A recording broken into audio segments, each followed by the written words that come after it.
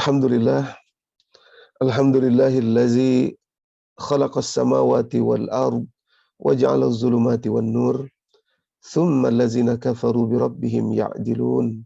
Huwallazi khalaqakum min tin, thumma qada ajal, wa ajalun musamman 'indahu, thumma antum tamtarun. Wa huwa Allah fis samawati wa fil ard, ya'lamu sirrakum wa jahrakum, wa ya'lamu ma taksibun. Assalatu wassalam ala al-mab'utsur rahmatan lil alamin, asyrafal anbiya'i wal mursalin, wa ala alihi wa sahbihi ajma'in, amma ba'd. Ma'asyiral muslimin wal muslimat rahimakumullah. Jamaah sekalian, saudara-saudara yang dimuliakan Allah Subhanahu wa taala, alhamdulillah, betul-betul pujian, kemuliaan hanya milik Allah. Betul-betul segala bentuknya pujian itu, segala bentuknya kemuliaan itu betul-betul hanya milik Allah Subhanahu wa taala. Kalau sampai ada pujian yang mampir kepada kita atau teralamatkan kepada kita, maka selalu kita ingatkan diri kita itu hanya titipan saja, atau bahkan dia merupakan tipuan. Kalau bukan titipan, maka tipuan. Selalu dua itu. Karena hanya Allah lah yang memiliki segalanya.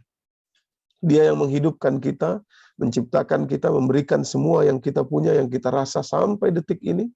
Dan dia pula lah yang menjanjikan kepada kita kehidupan sesudah kehidupan ini.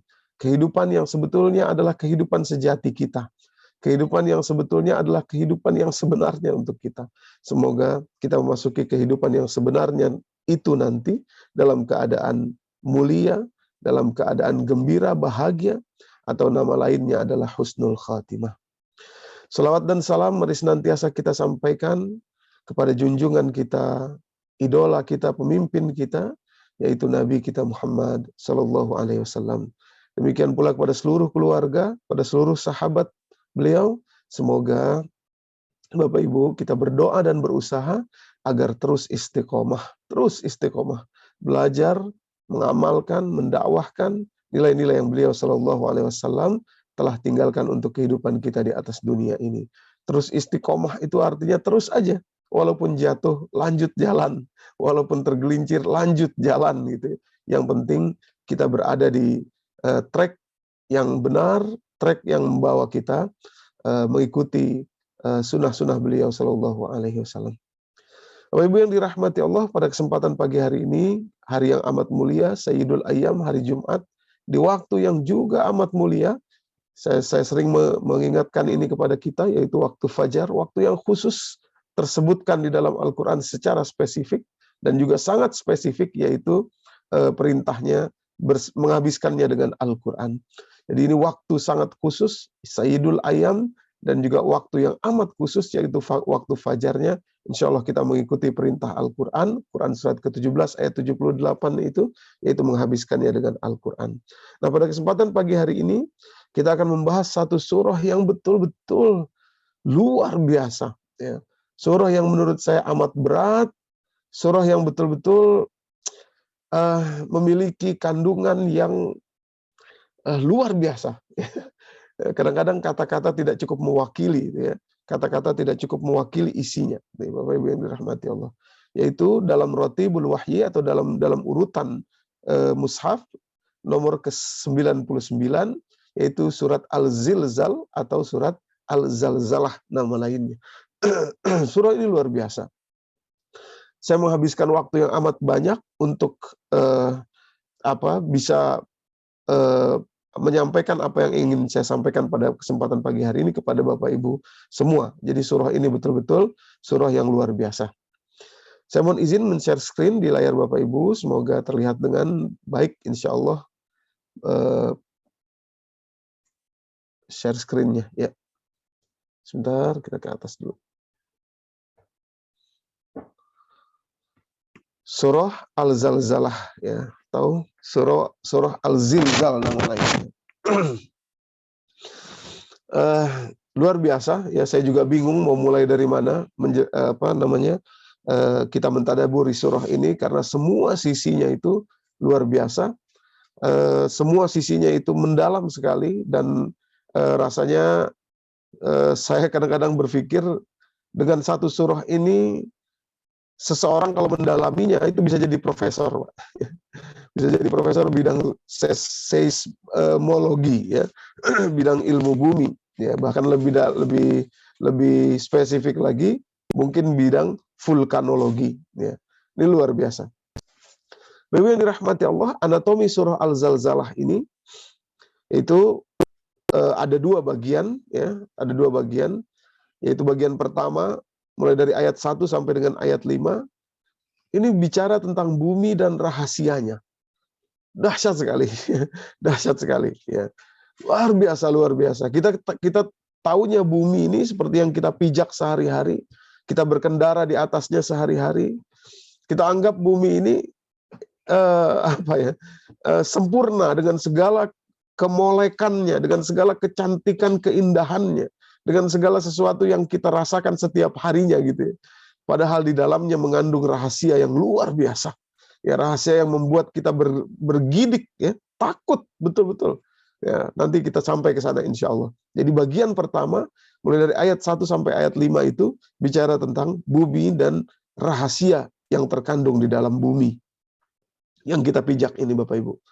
Kemudian bagian kedua, yaitu dari ayat 6, 7, dan 8, ini mengandung atau menyimpan makna atau isinya adalah balasan atau balasan yang akan diterima oleh para penghuni bumi ini. Ya, jadi bumi dan penghuninya, ya, bumi dan isinya serta balasan yang akan nanti diterima oleh para penghuni bumi. Nah, yang menyatukan kedua bagian ini adalah satu hari yang disebutkan di situ, namanya adalah hari kiamat, Bapak Ibu yang dirahmati Allah. Ya, jadi dua bagian ini, dua bagian surah Al-Zalzalah ini disatukan oleh satu hari, namanya hari kiamat. Jadi ayat 1 sampai 5 bicara tentang bumi dan rahasianya, ayat 6, 7, 8 atau bagian kedua berbicara tentang balasan yang akan diterima oleh penghuni bumi, orang-orang yang hidup di atas bumi ini. Nah, Bapak Ibu yang dirahmati Allah, kita satu-satu kita baca dulu ayatnya. Insya Allah semua sudah hafal. A'udzubillahi minasyaitonirrajim. Bismillahirrahmanirrahim. Iza zulzilatil ardu zilzalaha wa akhrajatil ardu athqalaha wa qala al insan ma laha yawma izin tuhadditsu akhbaraha bi anna rabbaka awhalaha. Ini bagian pertama, ya. Ini bagian pertama, 5 tadi itu. Ya, bi anna rabbaka awhalaha, bicara tentang bumi dan apa yang dikandung oleh bumi atau rahasia yang ada di dalam bumi. Ya, bi anna rabbaka awhalaha. Kemudian yauma izi yasdurun nasu ashtatan liyurau a'malahum faman ya'mal mithqala dzarratin khairan yarah wa man ya'mal mithqala dzarratin syarran yarah. Nah, jadi dari sini kita bisa melihat kesinambungan dari surah Al-Zalzalah dan surah sebelumnya yaitu Al-Bayyinah, di mana kita menemukan dua ayat yang polanya sama seperti surah Al-Bayyinah, yaitu ketika Allah berfirman, innallazina kafaru min ahlil kitabi wal musyrikina fi nari jahannam khalidina fiha ulaika hum syarrul bariyah. Syarrul bariyah disebut lebih dulu di surah Al-Bayyinah. Di surah Al-Zalzalah ini kata-kata syarru disebut lagi tapi di kali yang kedua atau belakangan. Nah, adapun di surah Al-Bayyinah yang lalu, kebaikan atau khairul bariyah itu disebutkan belakangan di surah Al-Bayyinah karena memang fokusnya adalah bicara tentang para ahlul kitab dan orang-orang musyrik yang dusta. Nah, pada kesempatan di surah Al-Zalzalah ini kata-kata khair itu disebut lebih dulu karena memang fokusnya atau urusan yang baik itu nanti milik orang-orang yang beriman. Maka kalimatnya faman ya'mal mithqala dzarratin khairan yarah. Kalimat berikutnya wa may ya'mal mithqala dzarratin syarran yarah. Polanya sama, ya, kalimatnya hampir sama, hanya berbeda pada khair dan syarnya saja. Adapun fa dan wawu ini untuk mengawalinya. Nah, tadi di surah Al-Bayyinah pertemuan lalu, innallazina kafaru min ahlil kitabi wal musyrikina fi nari jahannam khalidina fiha ulaika hum syarrul bariyah. Sementara ayat berikutnya, innallazina amanu wa amilus solihati ulaika hum khairul bariyah, gitu ya. Jazaohum inda rabbihim, dan seterusnya. Jadi kalimat sama, ada khair, ada syar di situ. Nah, cuma urutannya berbeda. Disinilah kesinambungan antara surah Al-Zalzalah dan surah Al-Bayyinah. Seolah Allah ingin dalam rotibul wahyi, dalam urutannya ya, kita bisa mendapatkan hikmah di balik urutan ini, yaitu kalau di Al-Bayyinah itu dijelaskan janjinya, maka pada hari ini janji itu akan disampaikan atau akan dilihatkan. Ya rohu, maka dia akan melihatnya. Ya rohu, akan melihatnya di kedua ayat tersebut, di ayat ke-7 dan ayat ke-8. Nah, Bapak Ibu yang dirahmati Allah, pada kesempatan kali ini, pada kesempatan pagi hari ini, mungkin kita hanya akan membahas di bagian pertama, yaitu ayat 1 sampai ayat 5, karena ini mengandung pembahasan yang luar biasa, yang tidak cukup sebetulnya waktu kita hanya beberapa jam, 2 atau 3, 4 jam ini nggak cukup, tapi insya Allah kita ringkas saja, sehingga kita bisa bawa pulang,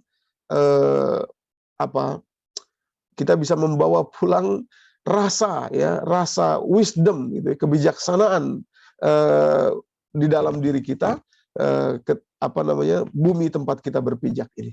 Oke, kita masuk pelan-pelan. Ayat pertama, Bapak Ibu. Kalimatnya, iza zulzilatil ardu zilzalaha. Ya, luar biasa, luar biasa. Ini pola gramatikal yang luar biasa. Hari ini kita insya Allah banyak bicara tentang gramatikal yang terkandung dalam surah ini, karena disitulah tersimpan makna-makna besar dari surah ini. Pertama, kata-kata iza, Bapak Ibu yang dirahmati Allah. Ya. Iza zulzilatil ardu zilzalaha. Pertama, kata iza. Ya. Kata, atau dalam bahasa Arab kalimat. Ya, tapi maksudnya adalah kata. Kata iza. Kata iza di situ, Bapak Ibu yang dirahmati Allah, memulai kalimat ini dengan kata-kata iza ini luar biasa, ya. Ini luar biasa.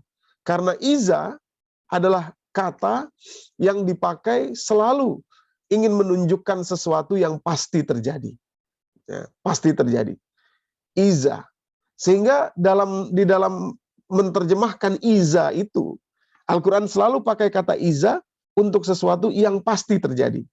Sementara hal-hal yang belum pasti terjadi, masih ada kemungkinan tidak terjadinya, bukan memakai kata iza, tapi in, ya, in. Nah, sayangnya kalau di dalam terjemahan, ya, kita tidak akan menemukan bedanya itu. Kita tidak akan menemukan bedanya itu. Justru di kata iza inilah surah Al-Zalzalah ini memiliki bobot yang luar biasa, ya. Karena kepastian, garansi akan terjadinya satu zilzal atau guncangan, ya. Nanti kita bicara tentang apa itu guncangan, Bapak Ibu yang dirahmati Allah. Oke. Jadi iza adalah sesuatu yang pasti, ya, pasti akan terjadi. In itu tidak pasti atau belum pasti. Maka kalau dibuka terjemahan, Bapak Ibu, silakan, mungkin Bapak Ibu yang pegang terjemahannya, yang pegang mushafnya, silakan kita buka. Atau boleh diambil dulu, karena kita akan banyak membuka sendiri. Terlalu banyak yang disampaikan, nanti ayat-ayatnya kita harus buka sendiri, karena kalau kalau saya kopikan di layar itu terlalu banyak. Silakan, mungkin Bapak Ibu yang mau ambil mushaf dulu, silakan. Nanti kita akan buka masing-masing. Bismillah.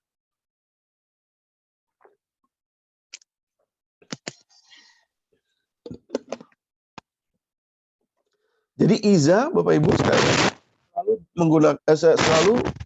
selalu Allah gunakan iza itu sesuatu yang pasti terjadi. Maka itu kalau Bapak Ibu lihat terjemahan, ya, kita buka terjemahan Al-Zalzalah dulu, ya. Iza di situ diartikan apabila, ya, apabila. Kata-kata apabila ini sesungguhnya atau sebetulnya, ya, kurang pas, ya, kurang pas. Karena apabila itu masih menyisakan mungkin terjadi, mungkin tidak, gitu, ya. Dan kalau kita perhatikan lagi kata-kata in misalkan, ya, in misalkan untuk mengambil contoh ya,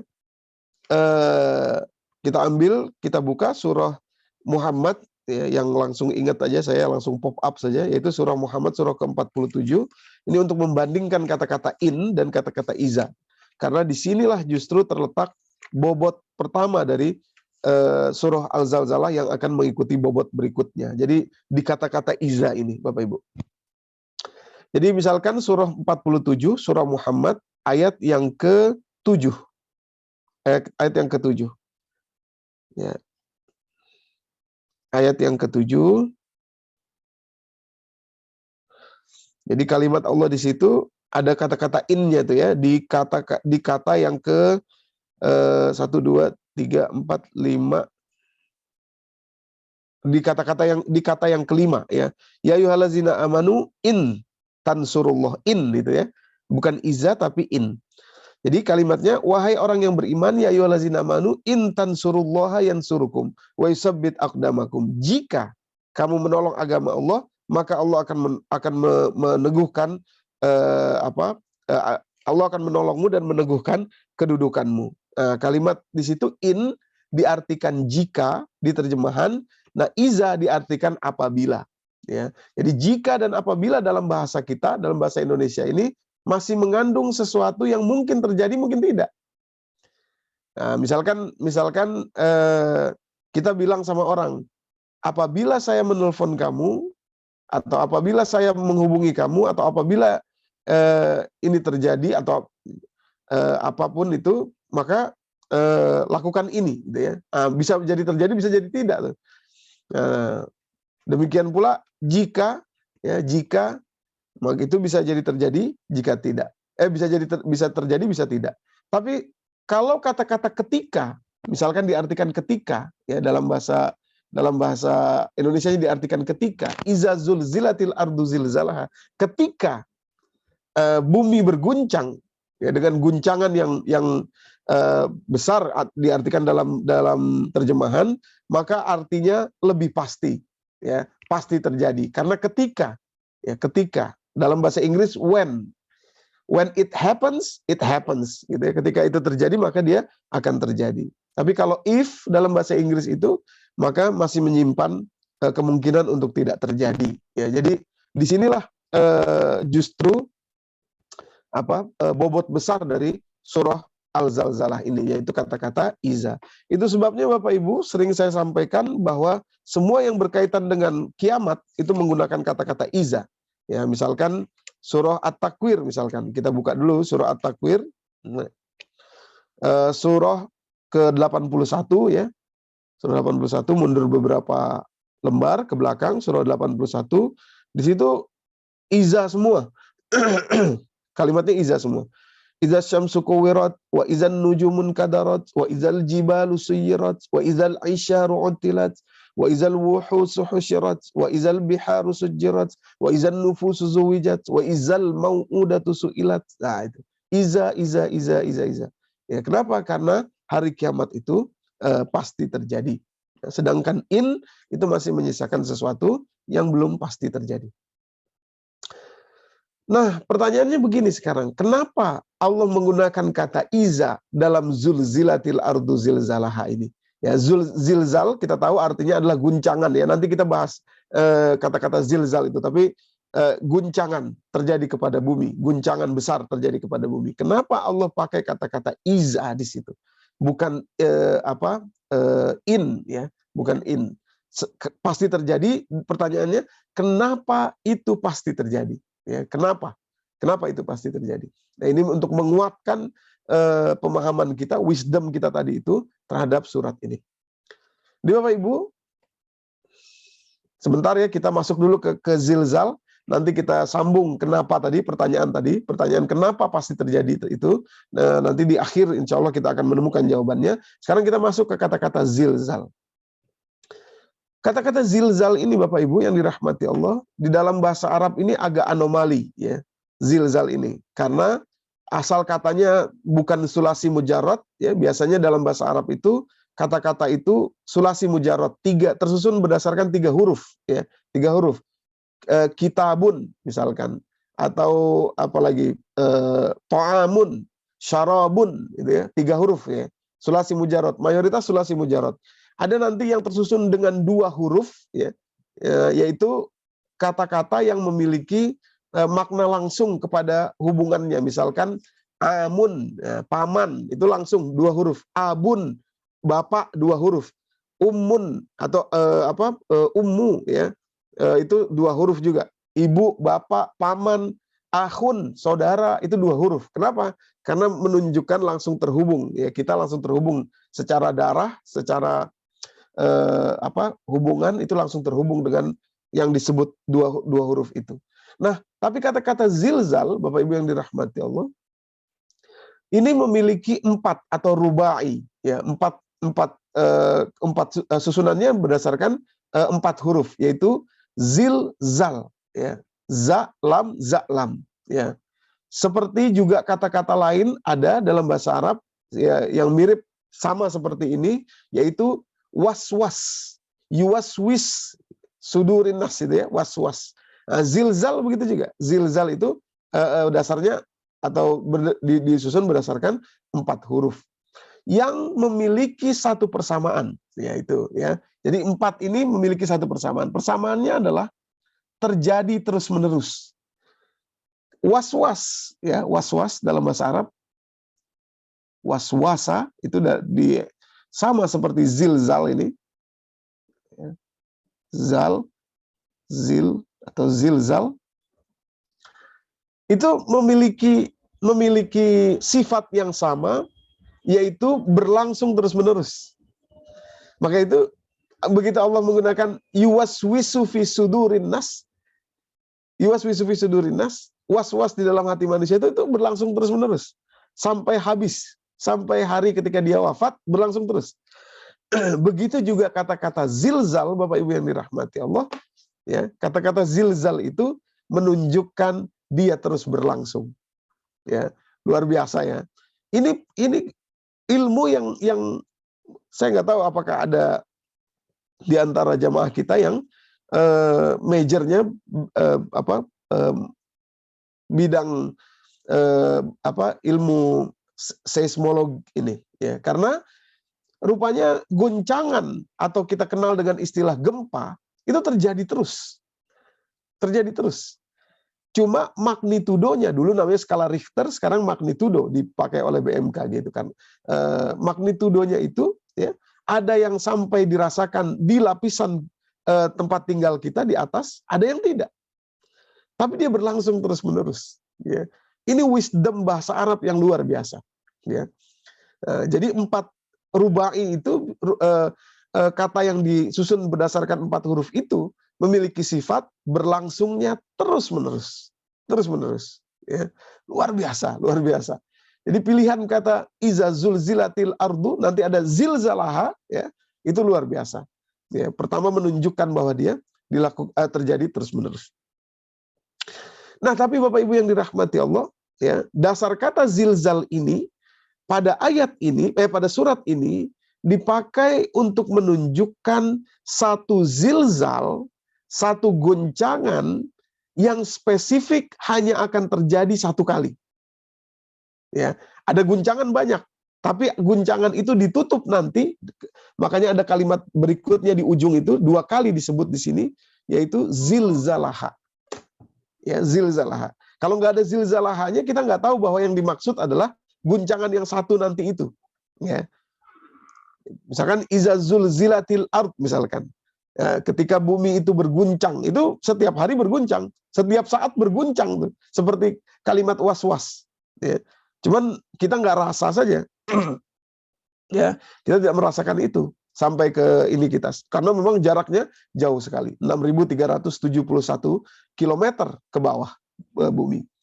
Nah, Bapak Ibu yang dirahmati Allah, sehingga kata-kata zilzalaha itu masuk spesifik ingin menunjukkan guncangan yang akan terjadi nanti ya.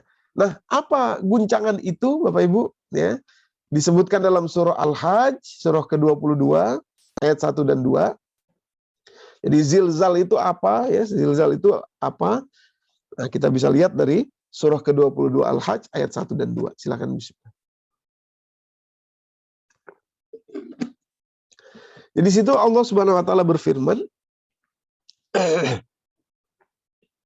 Ya ayyuhan nasu taqu rabbakum inna zalzalatas sa'ah. Ya, kita menemukan lagi kalimat itu. Inna zalzalatas sa'ati syai'un azim. Wahai orang yang beriman, bertakwalah kepada Rabb kalian, sesungguhnya zalzalatas sa'ah, ya, guncangan ketika hari nanti itu syai'un azim, dia adalah guncangan yang besar. Guncangan yang besar seperti apa? Yauma tarawunaha tazhalu kullu murdi'atin amma arda'at wa tad'u kullu zati hamlin hamlaha. Hari ketika wanita yang sedang menyusui anaknya itu lupa, ya, lalai, ya, saking beratnya kegoncangan hari itu, Bapak Ibu yang dirahmati Allah, ya. Dan bahkan zati hamlin, wanita yang hamil itu akan keguguran, ya, akan rusak janinnya atau keguguran, hamlaha, ya. Saking besar goncangannya. Jadi goncangan yang dimaksud itu adalah yang disebut juga dalam surat Al-Zalzalah ini, yang dimaksud di sini. Wa taron nasa sukara wa ma hum bisukara walakinna azaballahi syadid. Dan engkau akan melihat manusia seperti mabuk padahal tidak mabuk, ya. Menarik menggunakan kata annas di sini, bukan menggunakan kata insan, ya. Padahal sebetulnya mabuk itu kan adanya di dalam pikiran, ya, di dalam kita, ya. Jadi tubuh kelihatan sehat tapi orangnya mabuk bisa. Tapi kali ini yang dibicarakan adalah tampilan luarnya. Wa taron nasa sukara wa ma hum bisukara. Ya, jadi kita lihat orang mabuk, kalau orang mabuk jalannya sempoyongan, seolah-olah bumi yang dia pijak itu tidak datar gitu, ya. Nah, itulah yang terjadi kepada seluruh manusia ketika hari itu. Karena goncangan itu, maka dia tidak lagi merasakan bumi itu datar, bukan datar maksudnya nggak bulat, ya, tapi tidak terpijak, ya, karena goncangannya tersebut. Ya, jadi seperti orang mabuk padahal tidak mabuk, Bapak Ibu yang dirahmati Allah. Oke. Wa taran nasa sukara wa ma hum bisukara walakin azaballahi syadid, ya, sesungguhnya azab Allah amat besar hari itu yang menyebabkan bumi itu berguncang seperti itu. Ya, saya ingat waktu tsunami 2004, Bapak Ibu yang dirahmati Allah, kebetulan hari kedua tsunami saya sudah di Banda Aceh itu, ya, menumpang pesawat Hercules dari Halim bersama dengan TNI Angkatan Udara. Dan hari kedua, 3, 4, 5 itu, ya, sampai beberapa minggu seterusnya setelah tsunami itu masih sering terjadi gempa-gempa besar, ya, gempa-gempa susulan, ya, karena baru terjadi gempa besar yang ketika itu ukurannya 8,7 atau sebagian mengatakan 9 skala Richter. Waktu itu masih skala Richter, sekarang sudah magnitudo ukurannya. Masih terjadi gempa-gempa berikutnya, gempa-gempa susulan. Dan ketika terjadi gempa itu memang betul-betul kita tidak bisa berpegangan gitu, ya. Kalau di Jakarta mungkin kita belum pernah merasakan gempa sebesar itu, sebesar yang pernah dirasakan di Aceh itu belum pernah. Tapi ketika itu saya merasakan, ya, gempanya memang luar biasa. Kita tidak bisa berpijak, ya. Jadi kita memang harus jongkok atau ke bawah, ya, supaya kita tidak terjatuh, Bapak Ibu. Itu gempa susulannya yang ketika itu skala Richternya hanya 7, 6, ya. Pernah satu kali 8, ya, tapi tidak sampai 9 yang menyebabkan tsunami itu. Oke, jadi itu zalzal, ya, guncangan. Nah, yang menarik adalah kalimat hanya, Bapak Ibu, di ujungnya. Iza zulzilatil ardu zilzalaha, ya. Ini menarik, ya. Kenapa? Karena biasanya dalam kalimat yang berulang seperti ini, zilzal, di sini ada zalzal, kemudian ada zalzal lagi, kan berulang itu, ya. Nah, pola seperti ini di dalam bahasa Arab, ya, di dalam Al-Qur'an ada kata-kata yang berulang, biasanya selalu menggunakan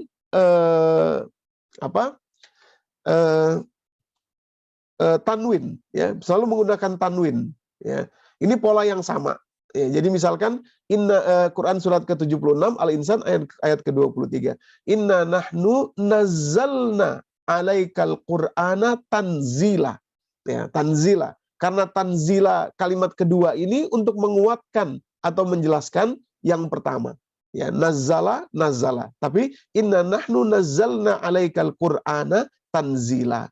Jadi sebetulnya yang harusnya ada di sini, ya di surah Al-Zalzalah ini adalah kalimatnya iza zulzilatil ardu zilzalan. Ya, harusnya begitu.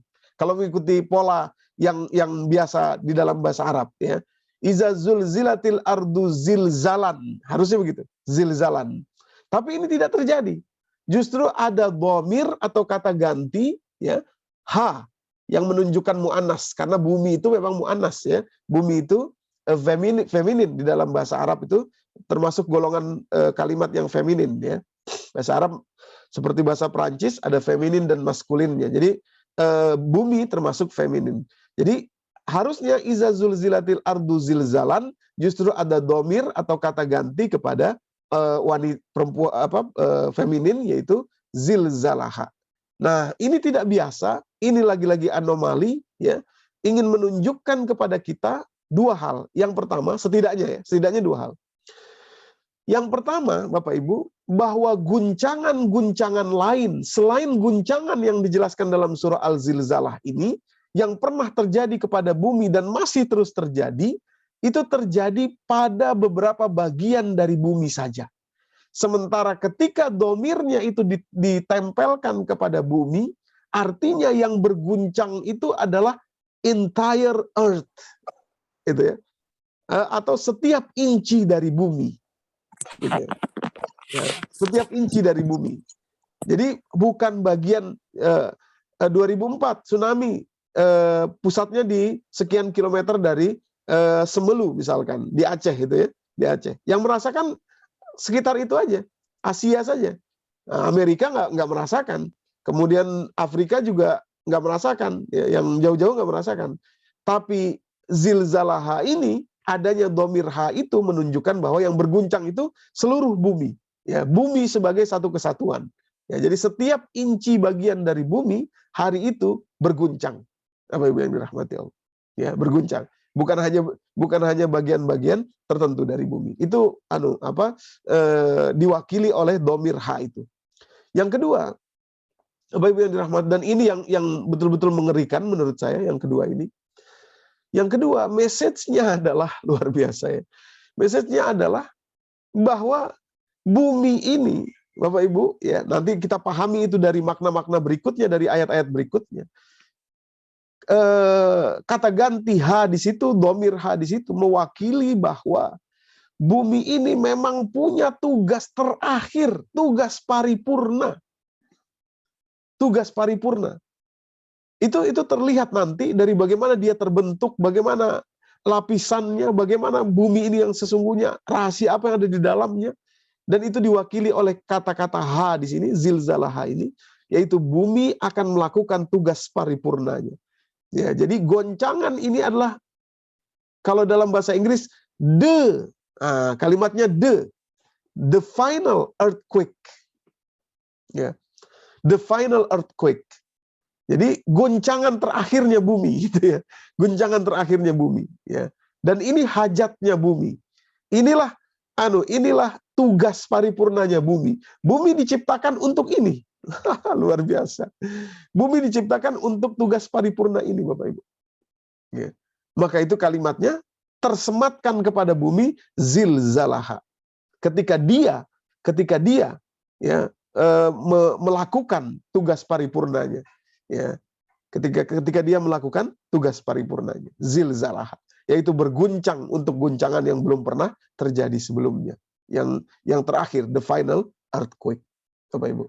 Ya, jadi ini luar biasa bagaimana bagaimana domir kata ganti kata ganti feminin itu tersematkan pada pola kalimat yang harusnya adalah tanwin, ya. Tanwin. Ya, jadi iza zulzilatil ardu zilzalaha, bukan iza zulzilatil ardu zilzalan, ya, zilzal. Sebetulnya kuat juga kalau dikatakan iza zulzilatil ardu zilzalan, itu kuat juga. Menunjukkan zilzala yang keguncangan yang luar biasa itu. Ya, menunjukkan keguncangan yang spesifik yang luar biasa. Tapi itu diganti dengan ha, setidaknya menunjukkan dua hal ini, ya. Bapak Ibu. Ya, jadi dari sini kita bisa melihat bahwa bumi ini tidak seperti yang kita bayangkan, ya, tidak seperti yang selama ini mungkin kita apa istilahnya, take it for granted ya, take it for granted, apa istilahnya ya, selama ini kita sia-siakan gitu ya, kita sia-siakan. Nah, kenapa bumi bisa berguncang seperti itu dan menyimpan keguncangan yang terakhir itu, Bapak Ibu yang dirahmati Allah? Saya siapkan satu video ini. Saya bingung juga saya menjelaskannya gimana, tapi mudah-mudahan dengan video ini kita bisa punya gambaran. Sebentar. Saya putarkan ya.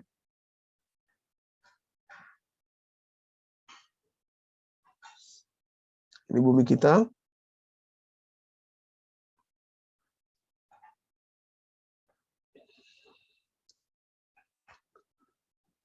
Ya, bumi terlihat sangat damai dari luar dan kita merasakan itu setiap hari. Ya. Tapi penampilan ini bisa menipu Bapak Ibu. Ya.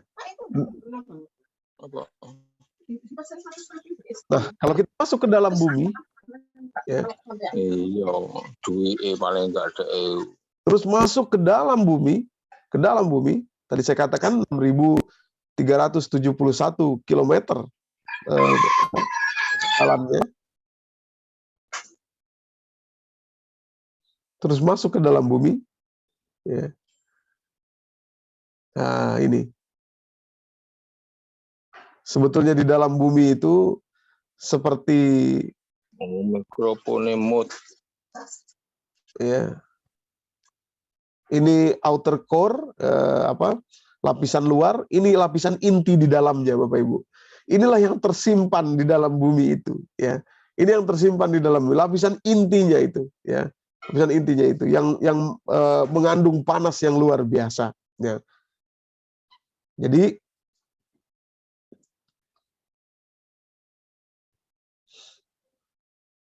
nah, ini gambaran ya, gambaran yang terjadi sehingga kalau bumi tidak memiliki saluran untuk mengeluarkan panasnya, ya. Ini yang terjadi nanti kita membahas pergesekan ini, itulah yang disebut dengan guncangan ya. Kalau bumi tidak bisa mengeluarkan panasnya, itu dari dulu sudah hancur gitu. Nah, panasnya keluar, inilah yang kita kenal dengan erupsi ya. Kita kenal dengan gunung meletus ya, kemudian juga gempa. Ya, gempa ada dua, tektonik dan vulkanik. Nanti kita bahas itu. Ada yang sakit. Nah, ini Bapak Ibu. Ya.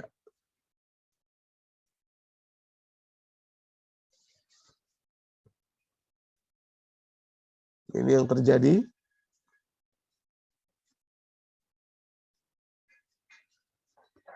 Ya, ini yang terjadi kepada ini yang kita lihat di permukaan ya, yang kita lihat di permukaan. Selama ini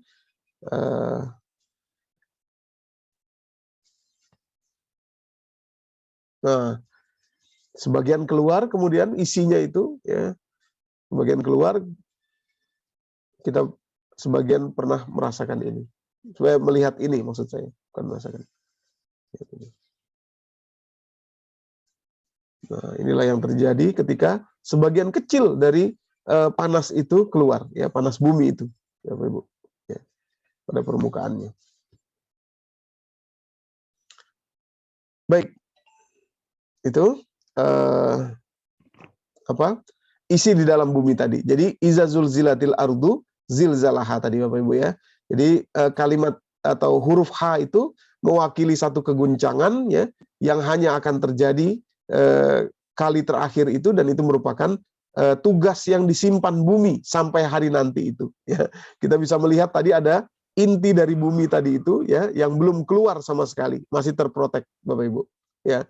Kenapa terprotek? Karena bumi itu punya lapisan begini Bapak Ibu. Dalam gambar saya sampaikan itu ya, jadi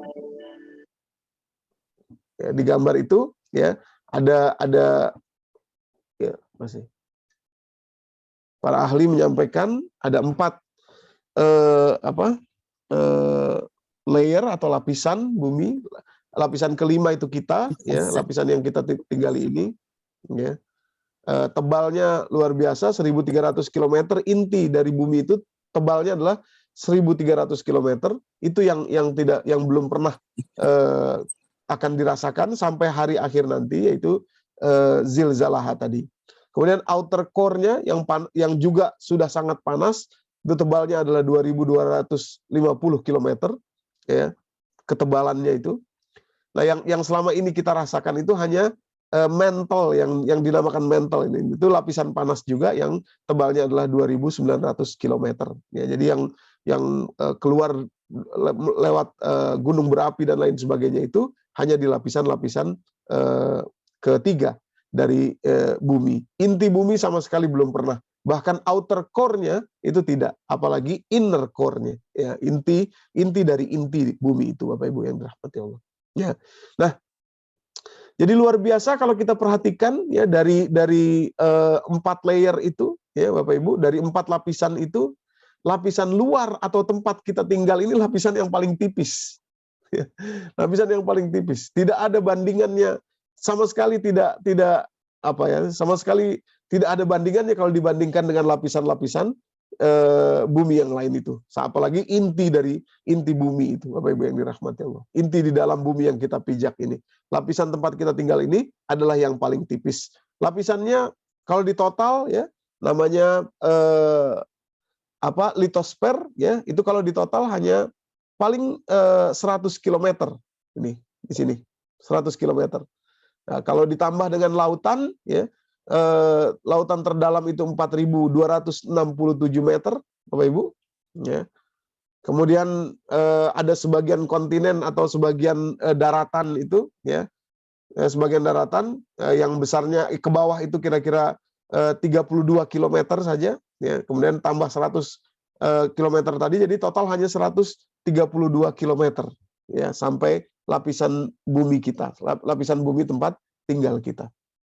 Ya. 132 km kira-kira. Ini tambahan kalau di total ya, di total ini dan ini, litosfer dan kontinen ya, dataran ya, dalamnya dataran Bapak Ibu. Ya. Sementara lapisan mantle tadi itu yang mengandung panas luar biasa, yang sudah cukup luar biasa itu 700 km ya tebalnya ini, 700 km ini Bapak Ibu. Ya. Kemudian outer core atau inti luar ya itu 5.000 di kedalaman 5.155 km ya. Kemudian yang terakhir 6.371 km itu inner core Bapak Ibu ya, inti dari bumi ini. Tapi dia selalu bergerak, selalu panas ya. Ya, itu seperti api yang tidak pernah berhenti itu ya. Di dalam itu, di bawah kaki kita ini Bapak Ibu yang dirahmati Allah ya, di bawah kaki kita. Seperti api yang tidak pernah berhenti, luar biasa, seperti matahari gitu ya. Matahari itu kan panas itu. Nah, itu di dalam inti bumi itu seperti itu. Ya, seperti itu. Dan itu semua tertutupi, kita tinggal di atas bumi ini ya dengan nyaman, dengan enak, padahal di bawahnya itu luar biasa. Nah, Bapak Ibu yang dirahmati Allah, sekarang saya tampilkan satu video lagi. Kenapa kok bumi ini bisa mengalami goncangan? Ya, nah bumi ini bisa mengalami goncangan. Iza zulzilatil ardu zilzalaha tadi. Ya, satu lagi. Take a look at the outer surface of our planet. It may look like one solid shell, but according to the theory of plate tectonics, this outer layer, called the lithosphere, is actually broken up into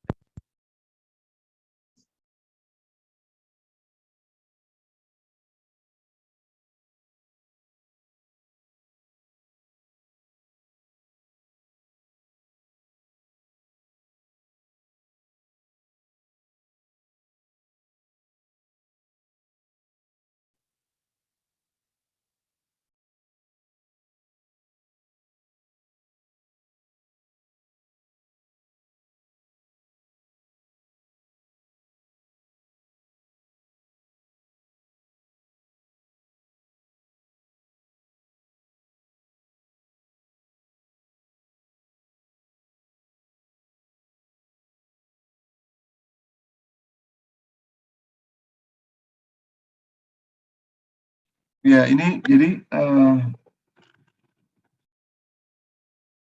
ingin menunjukkan ya ada 3 tipe pergerakan ya, atau yang nanti akan menjadi batas bagi bumi ya. Jadi batas itu maksudnya membentuk bumi, yaitu pertama pergerakan saling menjauhi antara plate-plate tadi itu ya, tumbukan-tumbukan itu saling menjauhi. Nah, pergerakan itu terjadi sehingga terjadilah gempa.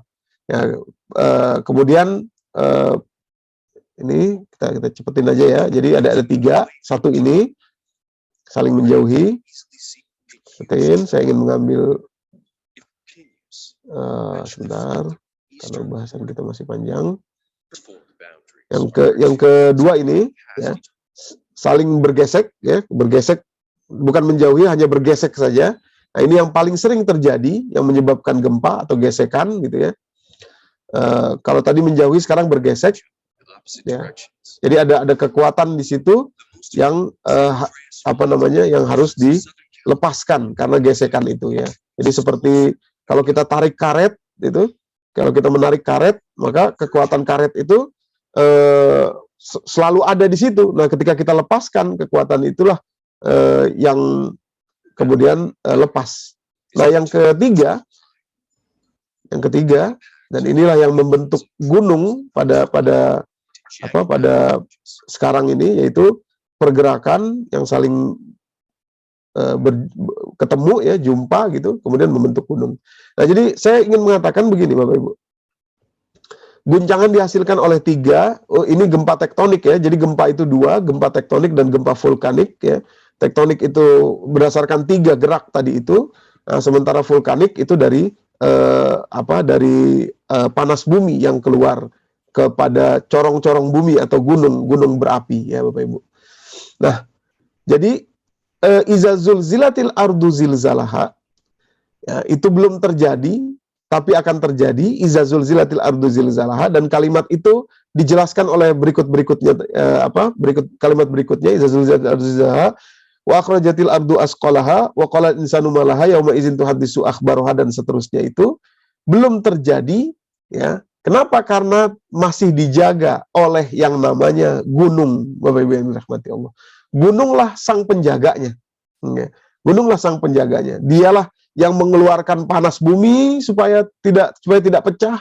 Kemudian dia jugalah yang menjaga bumi ini tetap diam sebagaimana yang kita rasakan sekarang ini, Bapak Ibu. Ya. Nah, diamnya bumi yang kita rasakan sekarang ini ya, hasil dari adanya gunung ini, Bapak Ibu yang dirahmati Allah. Ini saya pikir kita harus masuk sedikit ke dalam keajaiban Al-Quran mengenai gunung ini ya, keajaiban Al-Quran mengenai gunung. Jadi begini ya, Bapak Ibu yang dirahmati Allah, gunung di dalam Al-Quran itu punya 2 nama ya, punya 2 nama. Yang pertama jibal, ini saya sampaikan di sini dulu ya, jibal, dan yang kedua rawasi ya, jibal dan rawasi. Dan ini luar biasa ya, luar biasa. Maka tadi saya katakan dahsyat sekali surat ini. Saya sampai bingung mau masuk dari mana, mau masuk, saking besarnya, saking banyaknya gitu ya. Nah, kalau ini tidak dibahas, kita tidak akan bisa memahami kenapa kalimatnya iza zulzilatil ardu zilzalaha nanti ya. Terjaga sekarang ya, terjaga oleh apa? Oleh gunung ya. Dan kenapa gunung itu bisa menjaga? Nah, ini rupanya ada di dalam kedahsyatan Al-Quran, yaitu 2 nama dari gunung. Oleh Al-Quran dinamakan dengan 2 nama, jibal dan rawasi, Bapak Ibu. Dan ini tidak sederhana, luar biasa. Kenapa namanya 2 jibal dan rawasi? Itu berdasarkan satu maksud tertentu ya, dan maksud itulah yang sebetulnya harus kita pelajari dan kita pahami, Bapak Ibu ya, agar kita bisa menghargai bumi yang sedang kita pijak ini. Bapak Ibu yang dirahmati Allah ya, rawasi ya, rawasi ini keajaiban diksi Al-Quran untuk gunung ya. Di situ kita akan mendapati betapa dahsyatnya Al-Quran punya 2 nama untuk gunung, dan itu memberikan dampak yang luar biasa, understanding, pemahaman kepada kita ya. Jadi rawasi dan jibal. Saya pakai metode ini, saya langsung aja ya. Jadi jibal, Bapak Ibu ya, dan rawasi. Kita ke rawasi dulu ya. Kita ke jibal dulu deh. Allah pakai kata-kata jibal, Bapak Ibu, atau jabal ya. Kita tahu ada istilahnya jabal nur, jabal apalagi itu, jabal rahmah, kita tahu ya, kalau berangkat umroh haji itu gunung itu artinya. Tapi bukan hanya jibal saja namanya. Ada juga satu rawasi di dalam Al-Quran. Nah, Allah pakai kata-kata jibal, ya. Allah pakai kata-kata jibal untuk menunjukkan fisik gunungnya, ya. Jibal itu fisik gunungnya, Bapak Ibu. Fisiknya, ya. Jadi kalau kita lihat, kalau saya di Depok itu, lagi di Depok, ya, ini Pak Ketua, Pak Lukman, rumahnya di Depok. Kalau habis sholat subuh, biasanya di sebelah selatan ya, selatan itu ya kita bisa melihat siluet gunung gede ya dan gunung Pangrango di puncak. Nah, jadi fisik gunung itulah jibal. Itulah jibal. Maka itu menggunakan kata jibal ya untuk menunjukkan fisiknya. Seperti tadi contoh Quran surat ke 27 An-Naml ya, ayat ke-88. Watarol jibala tahsabuha hamidatan. Ketika kalian melihat jibal, maka kata-kata taro, melihat, artinya kita bisa melihat secara kasat mata. Watarol jibala tahsabuha hamidatan. Ketika engkau melihat gunung, kau pikir gunung itu diam, ya. Wahiyya tamurru marras sahab, padahal dia bergerak seperti bergeraknya sahab atau awan, ya, awan. Nah, ini sebetulnya ini kalimat yang luar biasa ya, mungkin tidak kita bahas pada saat ini, tapi yang jelas jibal itu bisa terlihat oleh mata ya, jadi fisiknya ya, jibal. Demikian pula ketika Allah menjelaskan bagaimana kaum Nabi Soleh ya, atau kaum Tsamud itu ya, mereka memahat gunung ya. Wa tanhitunal jibala buyuta, kalimatnya itu. Tanhitunal jibala buyuta. Kalian memahat gunung-gunung untuk menjadi rumah, ya. Sebagaimana yang kita lihat hasil peninggalannya di Petra, Jordania itu, ya. Itu gunung yang dipahat. Jadi fisik gunungnya, Bapak Ibu, ya. Ya, fisik gunungnya itu jibal. Nah, yang luar biasa adalah ketika memakai kata-kata rawasi. Ya. Rawasi itu juga gunung, tapi kata-kata ini luar biasa. Rawasi dipakai dalam tiga pola kalimat di dalam bahasa Arab. Yang pertama rawasi, yang kedua mursaha. Ya. Yang pertama rawasi, kemudian yang kedua mursa, yang ketiga arsa. Ya. Saya mohon izin pertemuan kali ini lebih detail masuk ke dalam struktur-struktur bahasa Arabnya, karena akan memiliki dampak yang luar biasa.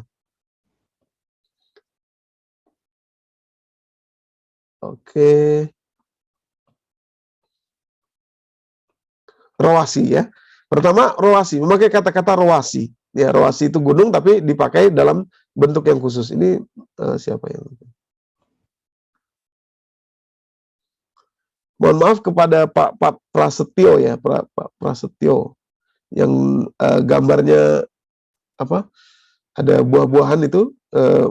Ini kok suaranya keluar, Bapak Ibu, ya. Terima kasih. Baik, kita lanjut ya. Oke, Bapak Ibu yang dirahmati Allah, rawasi ya, ini perlu kita bahas ya, perlu kita lihat karena ini akan memberikan penghargaan kita kepada bumi yang semestinya. Jadi ada 10 kali rawasi ini dipakai ya, ini tidak saya tampilkan satu persatu ayatnya karena akan panjang sekali. Ya, cuman saya sampaikan kalimatnya. Itu 10 kali ya. Kalau Bapak Ibu perhatikan di situ ada, saya tandai dengan simbol gunung, juga simbol simbol checklist ya, beda-beda. Jadi ada simbol gunung saja, ada simbol checklist saja, ada simbol gunung dan checklist, ada yang tidak ada simbolnya. Ya, dari 10 kata-kata rawasi yang dipakai di dalam Al-Quran ini, Bapak Ibu, ya, rawasi, gunung sebagai rawasi. Apa maksudnya? Nah, nanti kita sampai ke situ. Ya.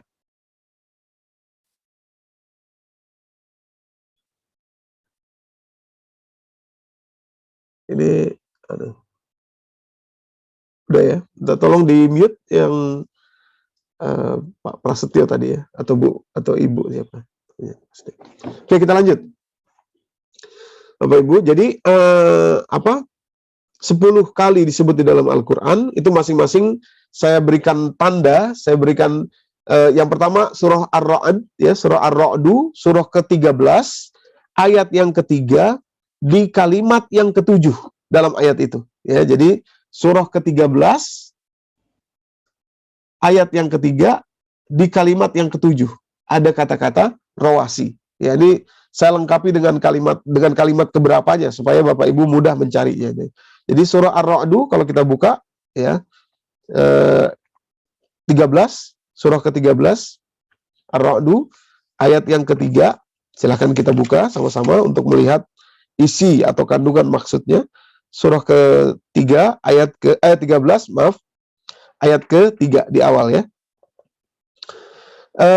Di kata ke-7. Jadi kalimatnya wa huwallazi maddal arda wa ja'ala fiha rawasiya.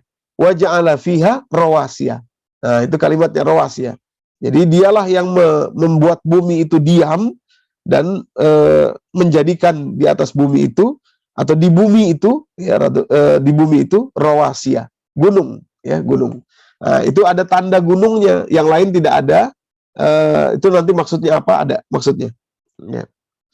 Demikian pula surat Al-Hijr, surat ke-15 ayat ke-19 di posisi atau kalimat kelima. Jadi ini berurutan, ya Bapak Ibu, ini berurutan dari mulai yang paling depan sampai yang paling belakang, 13, 15, 16, 21, 27, 31, terus nanti sampai surat ke-77, ya, di mana rawasi itu disebut. Nah, yang menarik adalah Bapak Ibu yang dirahmati Allah, dari 10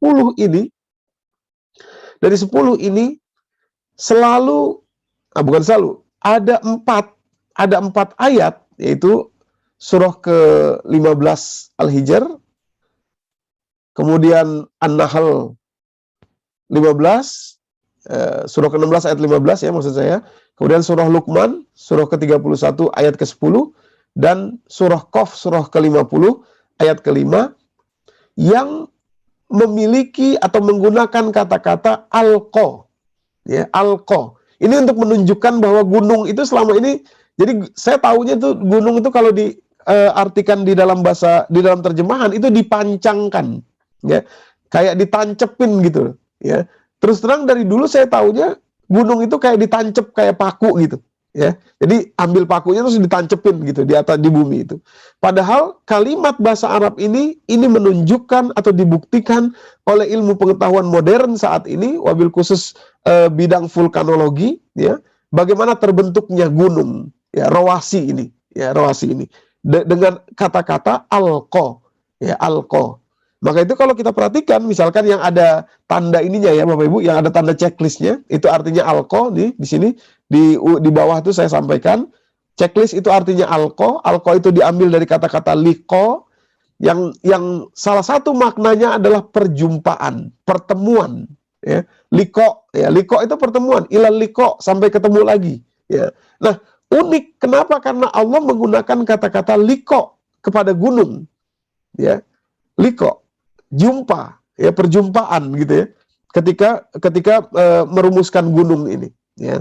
Nah, kita ambil contoh surah Al-Hijr, surah ke-15 ayat ke-19, ya Bapak Ibu. Itu ada checklistnya, ya, dan juga ada simbol gunungnya, ya. Surah ke-15 Al-Hijr, ya, ayat ke-19. Ya, luar biasa bagaimana Al-Quran menggunakan kata-kata ini, dan bagaimana Al-Quran mengajarkan kepada kita bahwa gunung itu sebetulnya terbentuknya dengan cara seperti ini, gitu, ya. Dengan cara seperti ini. Di kalimat Allah, wal arda madadnaha wa alqaina fiha, ya. Dan kami alqaina itu, dan kami, kalau di terjemahan diartikan 19, kami telah menghamparkan bumi dan kami pancangkan. Itu, ya. Kami pancangkan gunung. Padahal kata-kata pancangkan itu bisa memiliki arti yang keliru, karena asal katanya bukan pancangkan tapi liqa, ya, alqaina. Ya, al-qaina. Ya, ini luar biasa ya. Menurut saya ini luar biasa. Kenapa kok kata-katanya liqa al-qaina ya? Karena memang gunung itu ternyata terjadinya lewat pertemuan, Bapak Ibu yang dirahmati Allah. Ya tadi pertemuan lempeng bumi ya, pertemuan terus sehingga menjadi gunung. Oke, al-qaina. Al-qaina. Jadi setiap ada kata rawasi ya, kalau dia kalau dia rawasi pasti al-qaina kalimatnya ya. Dari total 10 ada 4 maksud saya. Yang lainnya ini yang tidak ada kata al-qaina itu maksud dari kalimat itu berbeda-beda. Oke. Ya, al-qaina. Ya, begitu juga An-Nahl ya. Ya, begitu juga surah Luqman, begitu juga surah Qaf ya. Kita buka satu lagi sebagai contoh ya. Surah Qaf, surah ke-50 Bapak Ibu. Surah ke-50 ayat yang ke-7. Surah Qaf, juz yang ke-26 ya, surah ke-50 di belakang, ayat yang ke-7. Mudah-mudahan Bapak Ibu bisa membukanya. Jadi kalimatnya juga begitu, wal arda madadnaha wa alqaina fiha, wa alqaina fiha, ya, alqaina fiha. Lagi-lagi kalau diterjemahan ya dia diartikan pancangkan, ya, pancangkan. Ayat ke-7. Ya, padahal pancang itu kan artinya sesuatu yang dari luar, misalkan kita ambil paku, kemudian kita pancangkan, ya, atau kita ambil kayu, kemudian kita pancangkan, sesuatu yang tidak berasal dari situ. Nah, al-qaina itu perjumpaan, ya, al-qaina itu perjumpaan, itu sebetulnya mengarahkan kita untuk meneliti bahwa terbentuknya gunung itu bukan dari luar, ya, tapi dari bumi itu sendiri yang berjumpa, ya, dua lempeng bumi berjumpa menjadi gunung, Bapak Ibu yang dirahmati Allah. Ya. Nah, simbol yang kedua, ya, ada di situ, yaitu simbol gunung. Saya sampaikan simbol gunung di situ. Ya. Nah, ini totalnya ada 3 dari 10 ini ada 3. Kalau tadi ada 4, ini sekarang ada 3, ya, ada 3. Ada 2 yang sama, 2 yang sama itu maksudnya dua simbol itu ada di satu ayat yang sama, yaitu surah Al-Hijr dan surah Qaf, ya. Surah Al-Hijr dan surah Qaf. Mumpung kita sudah buka surah Qaf, mohon perhatian lagi ke surah Qaf-nya Bapak Ibu. Wal arda madadnaha.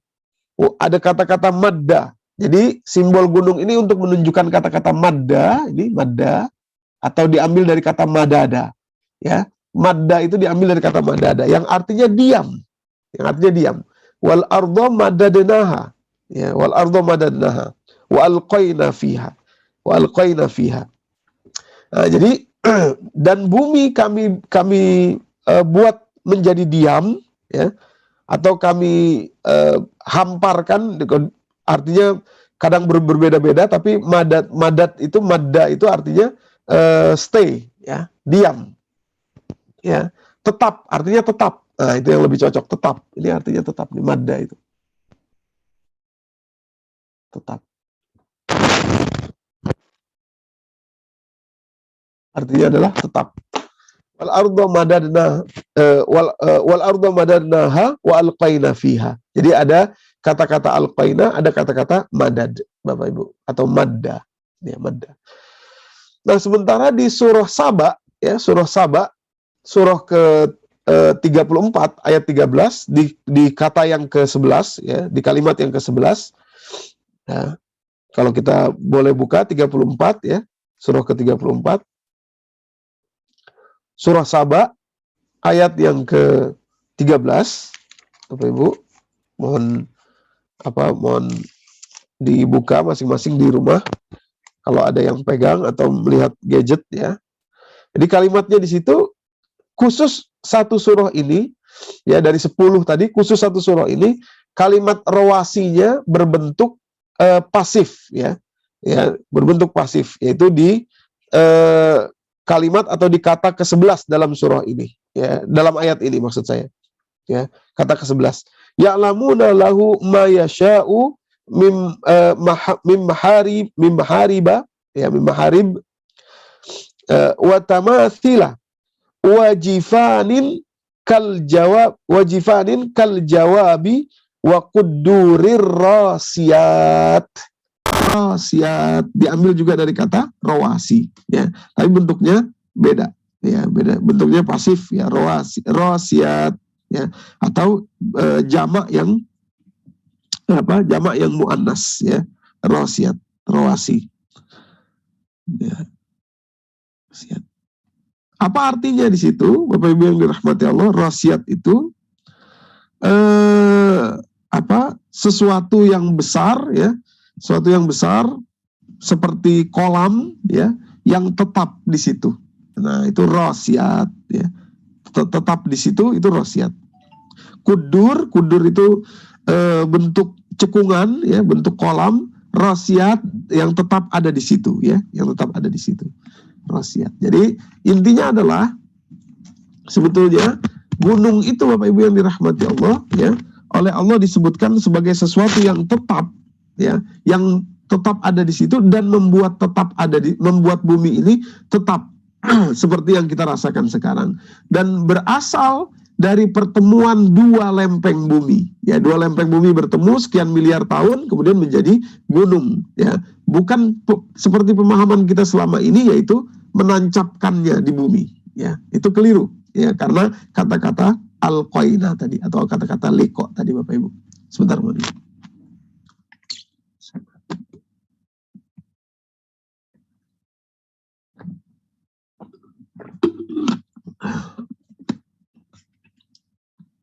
Jadi akar katanya adalah roswun, ya, ro, sin dan wau.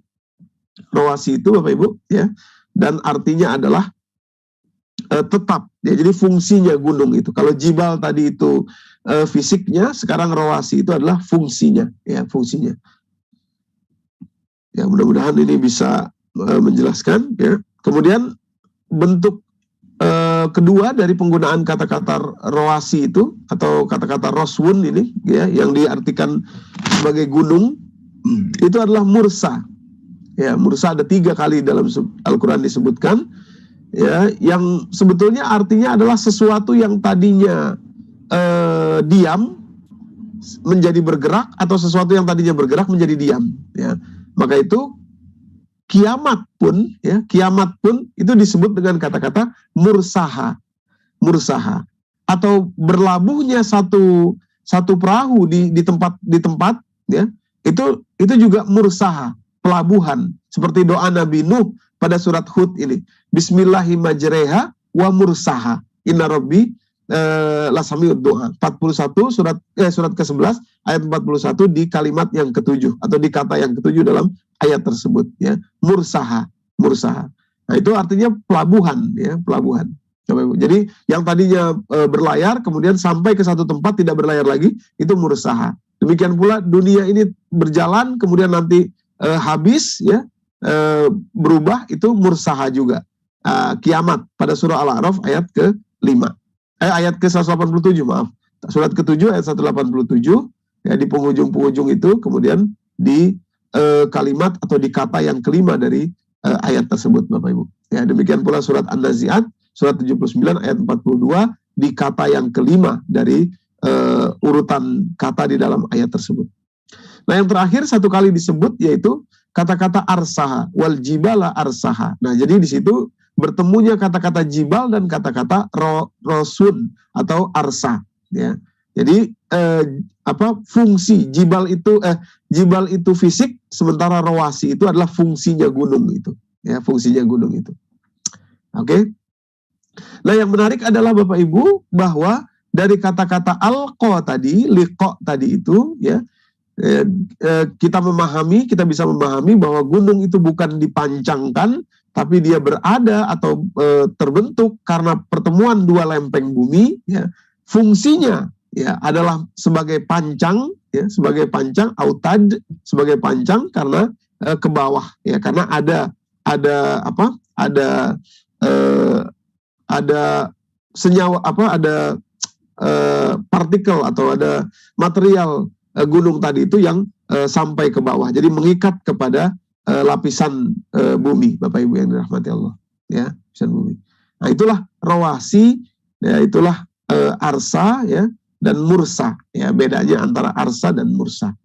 Kemudian rawasi, ya, jadi bumi itu tetap, ya dengan yang kita rasakan sekarang karena adanya gunung dan gunung terbentuk dari berjumpanya dua lempeng. Itu diwakili oleh kata-kata liqa tadi, ya alqa. Oke, sekarang kita kembali ke ayatnya Bapak Ibu. Ya, kita kembali ke ayatnya. Jadi kalimat Allah di sini ini semua untuk menjelaskan satu ayat tadi itu ya. Baru satu ayat. Kita kembali ke iza zulzilatil ardu zilzalaha, ya, ketika nanti ya saat bumi ini berguncang dengan kegoncangan yang memang menjadi tugasnya, ya, yang disimpan selama ini oleh bumi, yaitu inti bumi tadi itu, yang selama ini dijaga oleh gunung sehingga dia tidak berguncang, tidak terjadinya guncangan zilzalaha ini, Bapak Ibu yang dirahmati Allah. Ketika itu nanti akan terjadi, gunung akan terlepas, ya, akan pecah, ya. Maka wa akhrajatil ardu asqalaha, maka bumi akan mengeluarkan asqalaha, beban yang selama ini dia simpan, yaitu intinya tadi itu, ya, the inner core of earth, ya. Jadi inti bumi, ya, inti bumi yang selama ini menjadi beban dirinya, asqalaha, ya. Ada sebagian yang berpendapat bahwa yang dimaksud asqalaha itu, beban itu secara filosofis adalah dosa-dosa yang dilakukan oleh penduduk bumi yang oleh bumi disimpan gitu ya, oleh bumi itu dicatat gitu ya. Itu boleh saja secara filosofis, tapi secara makna yang lebih sesuai kepada kalimat zilzal ini adalah inti dari bumi tadi itu, ya, core yang 6.371 km di dalam kedalaman bumi Bapak Ibu, 6.371 km, ya. Intinya itu. Wa akhrajatil ardu asqalaha wa qala al insan ma laha. Ya, maka manusia belum pernah melihat yang terjadi seperti itu. Ini menarik karena kata-kata insan di sini, sementara di surah Al-Hajj tadi kalau Bapak Ibu masih ingat, wa taron nas, bukan insan tapi an-nas. Kita pernah membahas ini, bedanya antara nas dan insan, ya. Nas itu manusia secara utuh, baik fisik maupun akal pikirannya, sementara insan itu adalah akal pikiran dan kecerdasannya. Jadi waqalal insanu malaha mewakili bahwa selama ini manusia tidak pernah mengetahui ini bisa terjadi, ya. Sesuatu yang terjadi ketika hari itu kok bisa kayak gitu ya. Manusia belum pernah melihat itu dan itu terjadi, maka waqalal insan, bukan waqalan nas. Kalimatnya di situ. Malaha, apa yang terjadi kepada bumi? Kenapa dia bisa begini, Bapak Ibu, ya? Itu luar biasa, ya. Tsunami di Aceh aja 2004 itu Bapak Ibu, ya. Itu orang tuh, ya, orang yang merasakan tsunami, mereka hidup berdampingan dengan laut selama puluhan tahun, dari mereka lahir sampai mereka tua, mereka berdampingan dengan laut, ya. Tahu-tahu laut keluar seperti itu dan berdampak luar biasa, mereka bingung, kok laut begitu ya, gitu ya, kok bisa seperti itu ya, gitu ya. Nah, apalagi hal ini, ya, tugas paripurna bumi yang akan dia lakukan di akhir nanti, Bapak Ibu. Yauma izin tuhadditsu akhbaraha, ya, ketika itulah dia akan menceritakan beritanya, ya, menceritakan isinya, menceritakan apa yang selama ini terjadi kepada dirinya, dalam artian isi dari bumi tadi keluar, ya. Kemudian bi anna rabbaka auhalaha, karena Allah sudah memerintahkannya. Jadi selama ini, ya, lapisan tipis tempat kita tinggal ini hanya sekitar 100 km ini, Bapak Ibu yang dirahmati Allah, melawan 6.000 km lapisan bumi yang panas itu, ya. Ya, masih bisa kita hidup di atas muka bumi ini karena Allah belum memerintahkan bumi untuk mengeluarkan atau melakukan tugas terakhirnya, ya.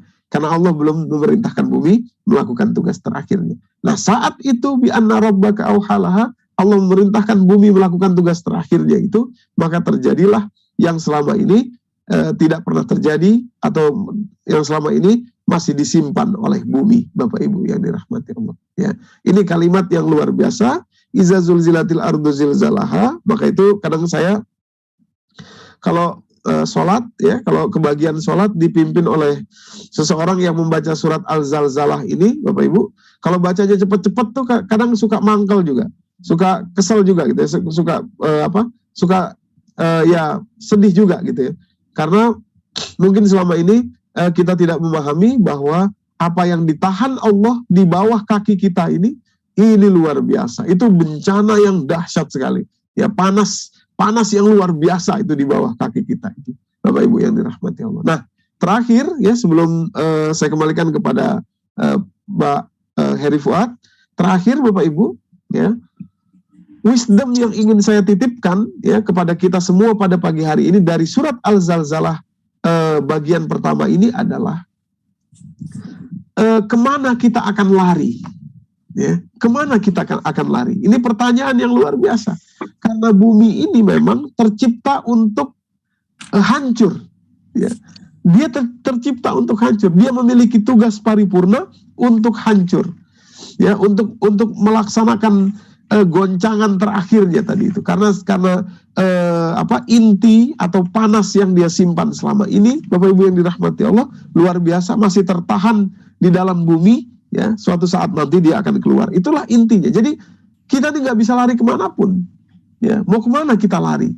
Ya, bumi yang kita pijak sendiri akan mengeluarkan tugas yang memang sudah ditetapkan bagi dirinya. Oleh karenanya, kalau kita buka surah At-Takwir, ya, ini ayat yang sangat favorit bagi saya, pendek sekali, surah At-Takwir, surah ke-81, Bapak Ibu ya. Kan, surah 81. Ini juga bercerita tentang hari ini, hari kiamat.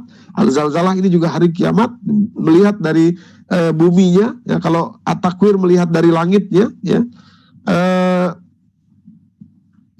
Ayat yang ke-26, Bapak Ibu. 26. 81, 26.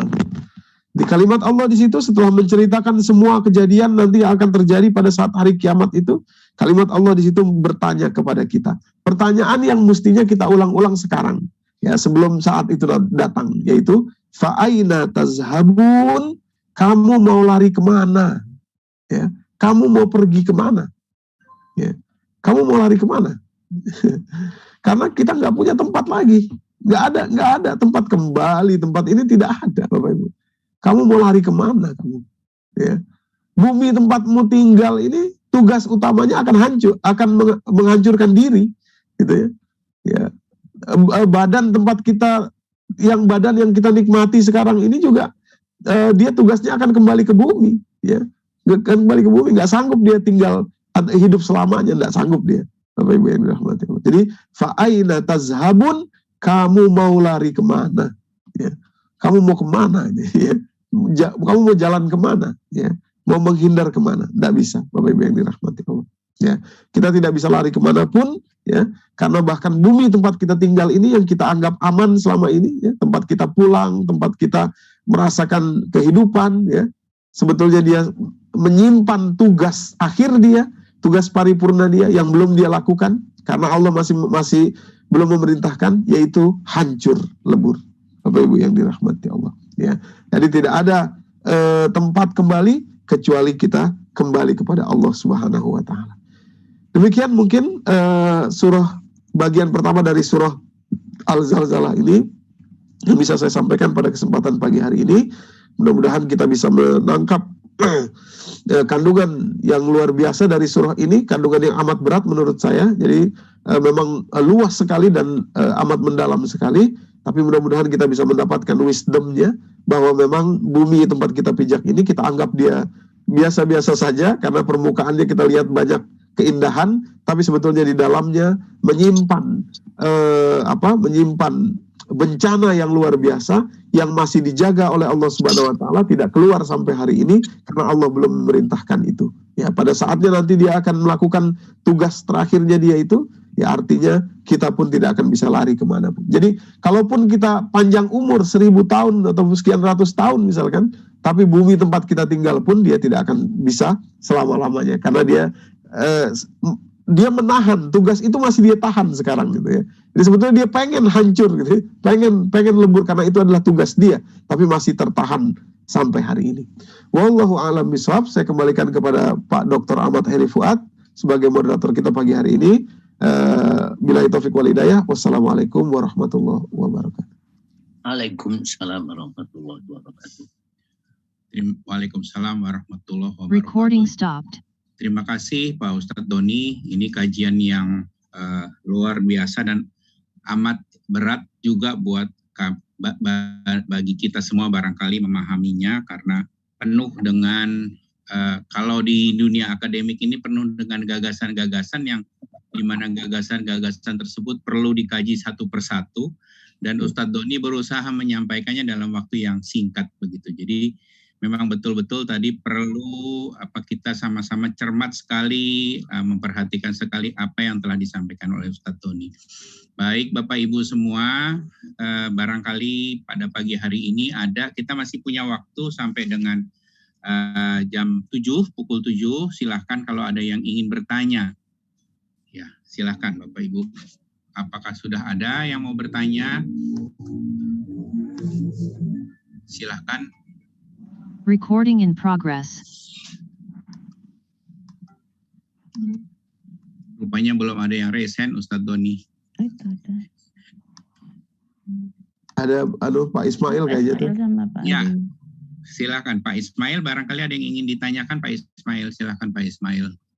Ya, Assalamualaikum Ustadz Doni. Waalaikumsalam Pak Is. Sehat ya?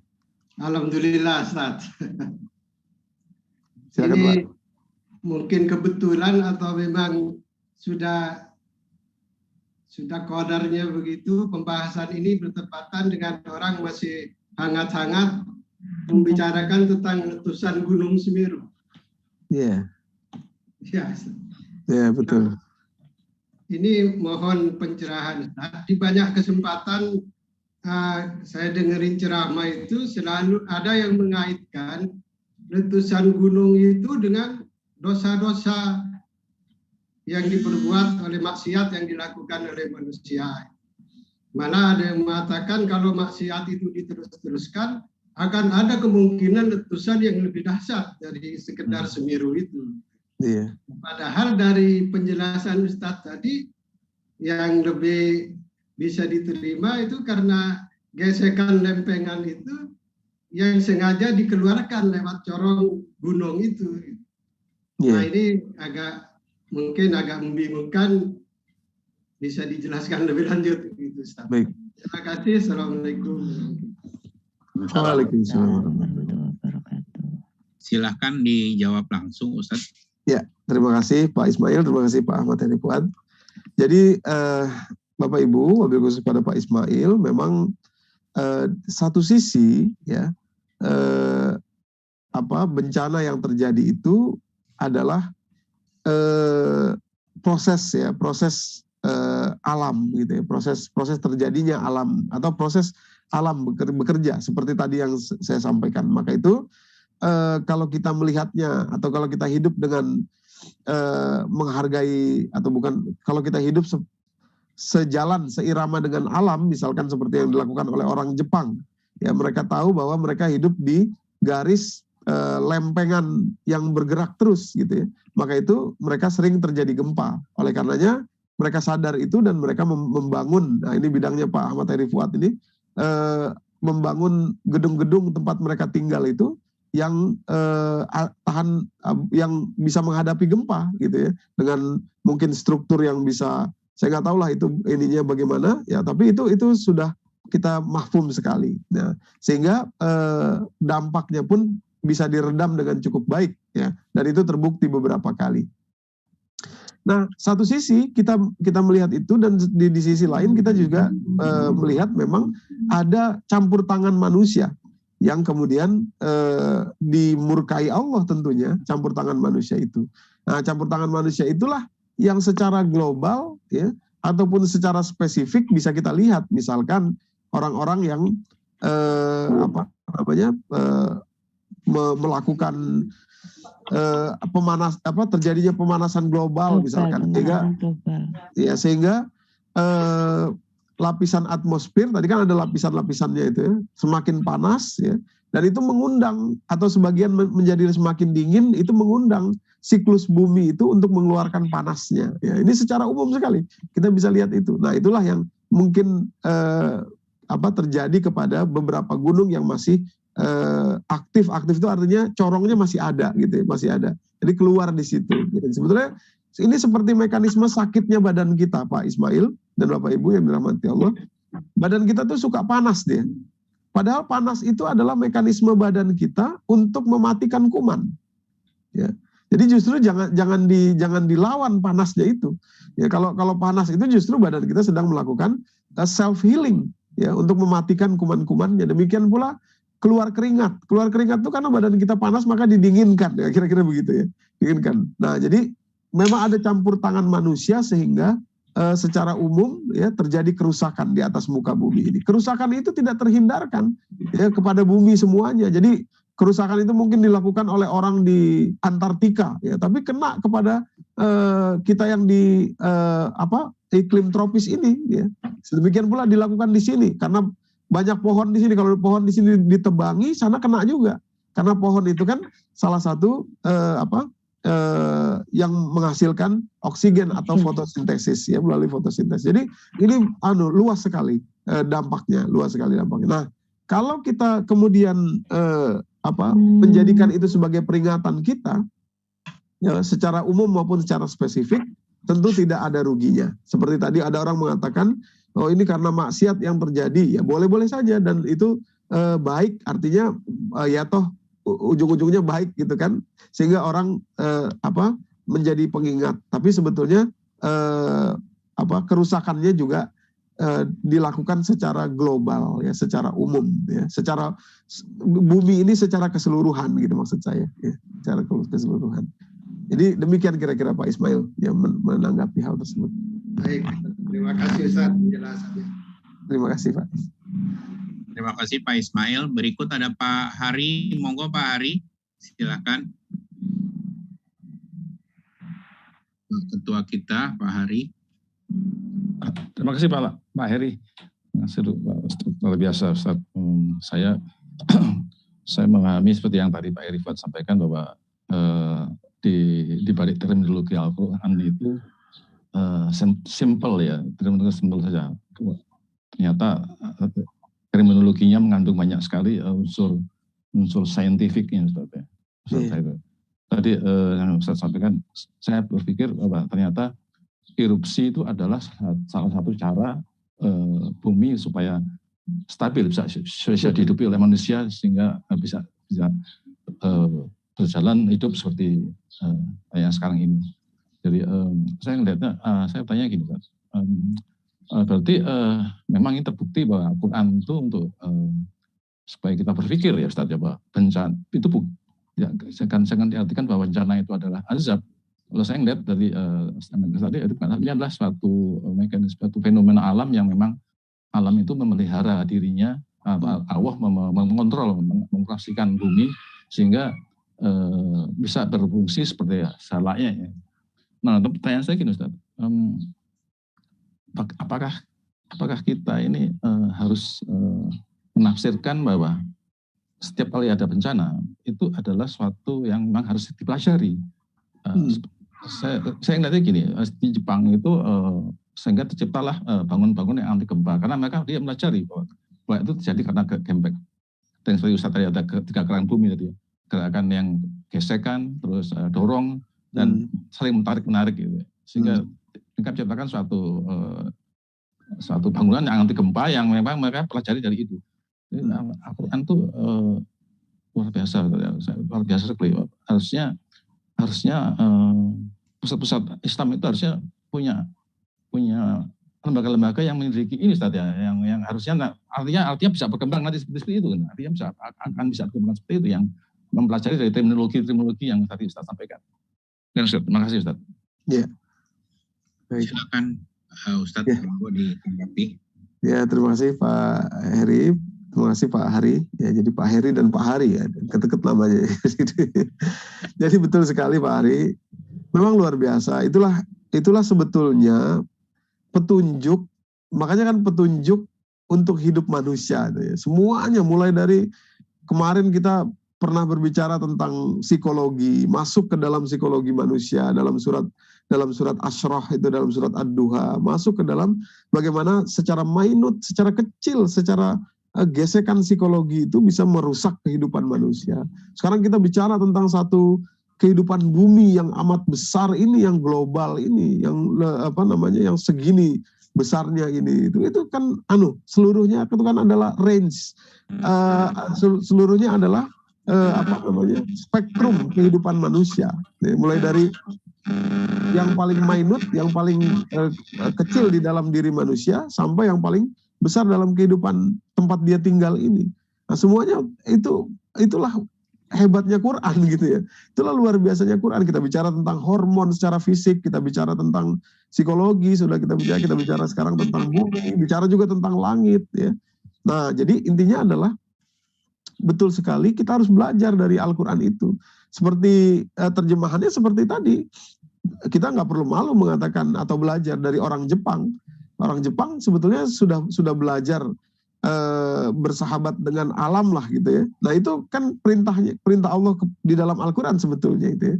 Jadi mereka tahu mereka hidup di garis lempengan tektonik tadi itu ya, yang selalu bergerak tadi itu, maka mereka buat bangunan seperti Pak Hari sampaikan tadi itu yang sesuai dengan tempat mereka tinggal, sesuai dengan itu kan bentuk syukur ya, bentuk bagaimana kita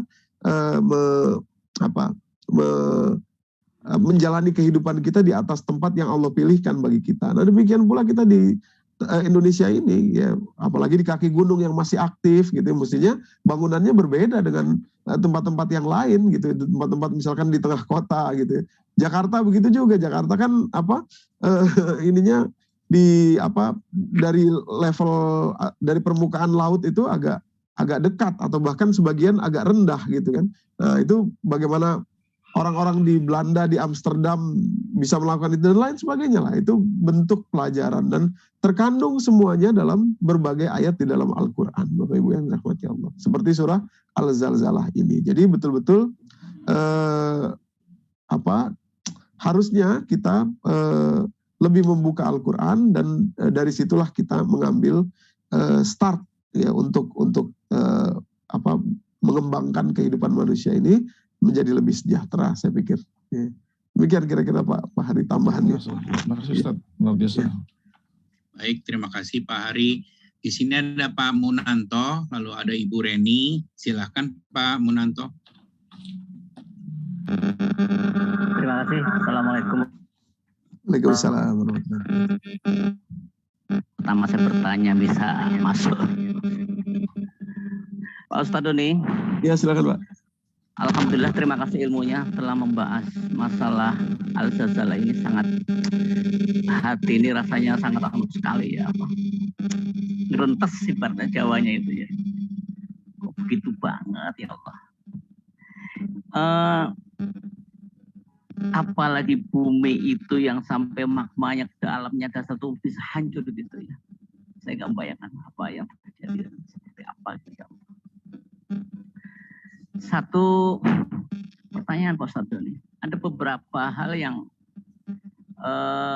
beberapa waktu lalu saya mendengar bahwa bumi kita ini kok, dunia ini umurnya itu tidak sampai 1.500 tahun lagi. Apakah ini pembahasan ini atau tanda-tanda Gunung Semeru, entah habis itu Merapi juga mulai lagi kan, sudah mulai aktif lagi. Apakah perkiraan itu akan istilahnya iya, hanya tidak sampai 1.500 tahun usia bumi kita. Kemudian yang kedua, bahwa surat Al-Zalzalah ini kalau kita membacanya itu ibaratnya tuh membaca seperti nilainya sepertiga dari Al-Quran itu. Mohon penjelasan Ustaz. Terima kasih. Assalamualaikum warahmatullahi wabarakatuh. Iya. Baik. Oke, langsung saya jawab ya Pak Munanto. Jadi betul sekali Al-Zalzalah ini sebetulnya kalau ada prediksi-prediksi seperti bumi tidak akan hanya 1.500 tahun lagi dan lain sebagainya, tentu saja itu tidak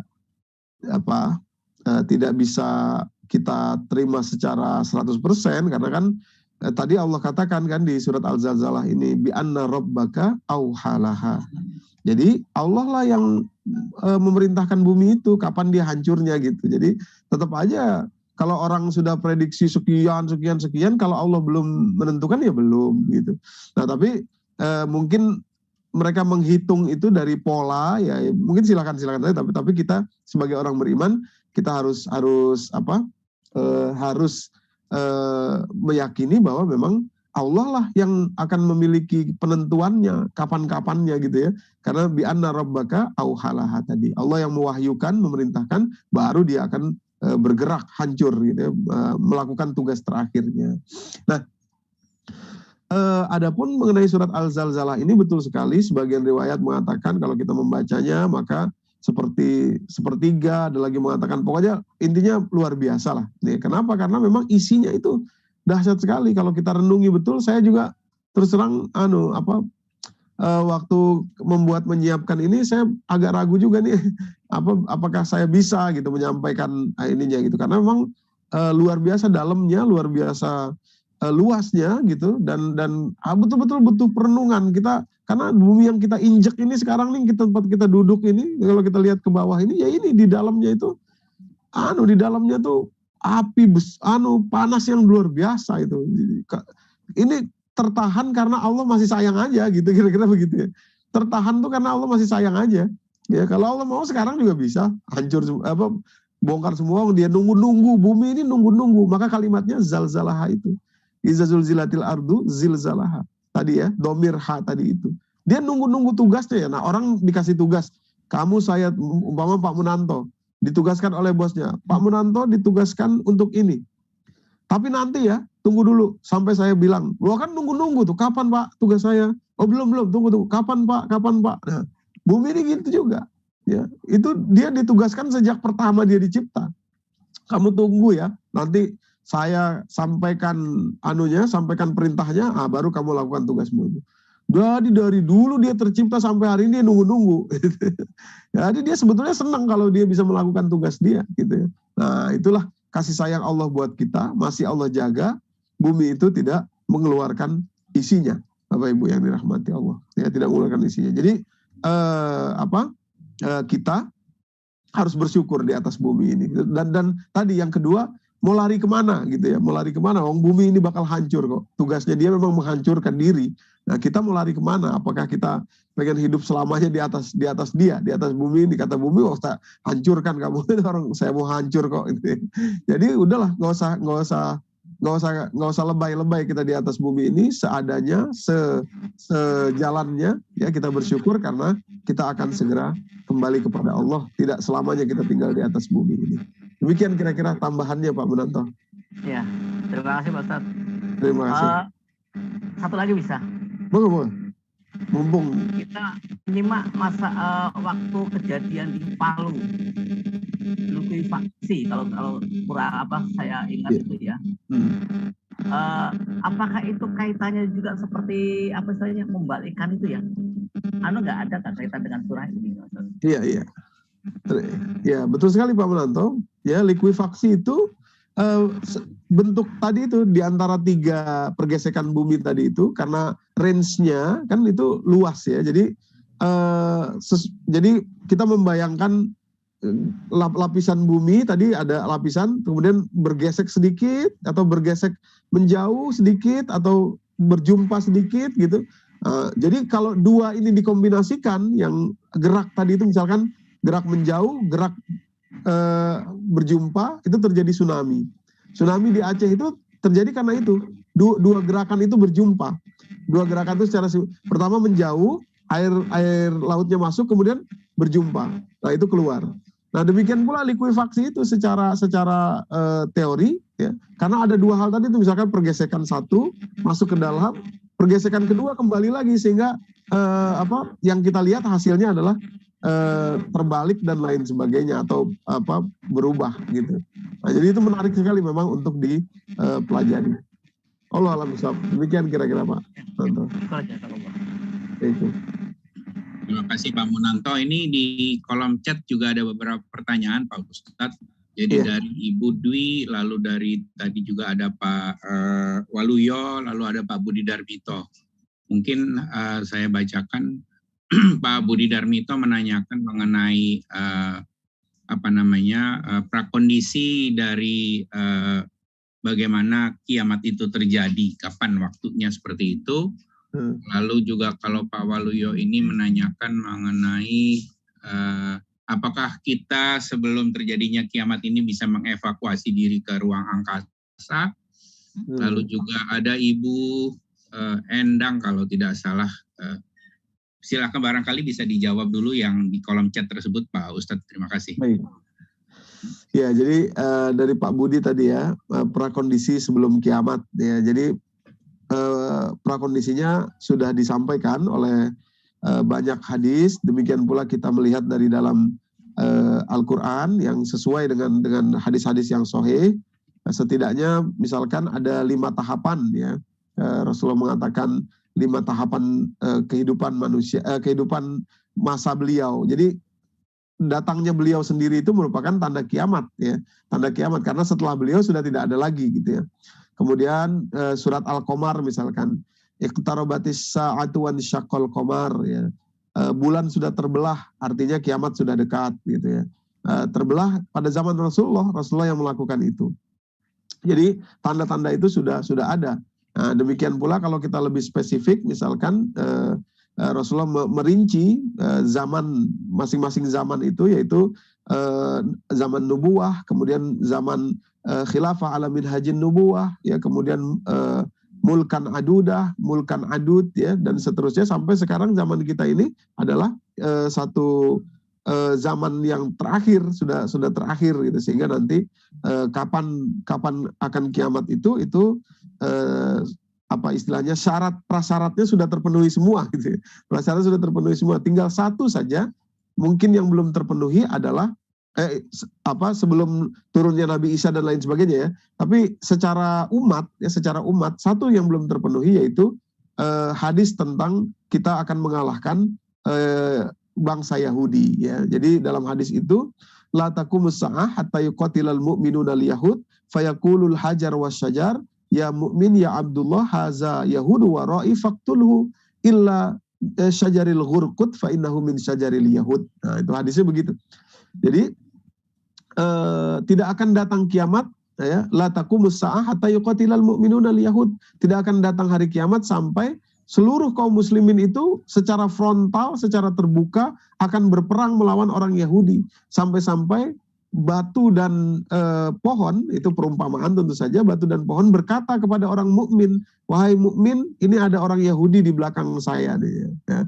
Sampai terbuka seperti itu, illa syajaril ghurqut, kecuali pohon gorkot, karena dia adalah pohon ya, orang Yahudi gitu kira-kira ya. Itu diantara hadis-hadis sahih yang mungkin belum terpenuhi prasyarat itu ya. Jadi terbuka secara umum. Sebelum nantinya tentu saja kayak syarat-syarat yang spesifik, datangnya Dajjal, datangnya Nabi Isa, itu spesifik kan. Tapi secara keumatan itu yang belum terlihat sekarang ini, Pak Budi Darminto. Jadi hampir seluruh kondisi yang kalau kita saripatikan dari hadis-hadis Rasulullah mengenai kiamat itu, kondisinya ya, itu sudah terjadi, kecuali beberapa saja ya.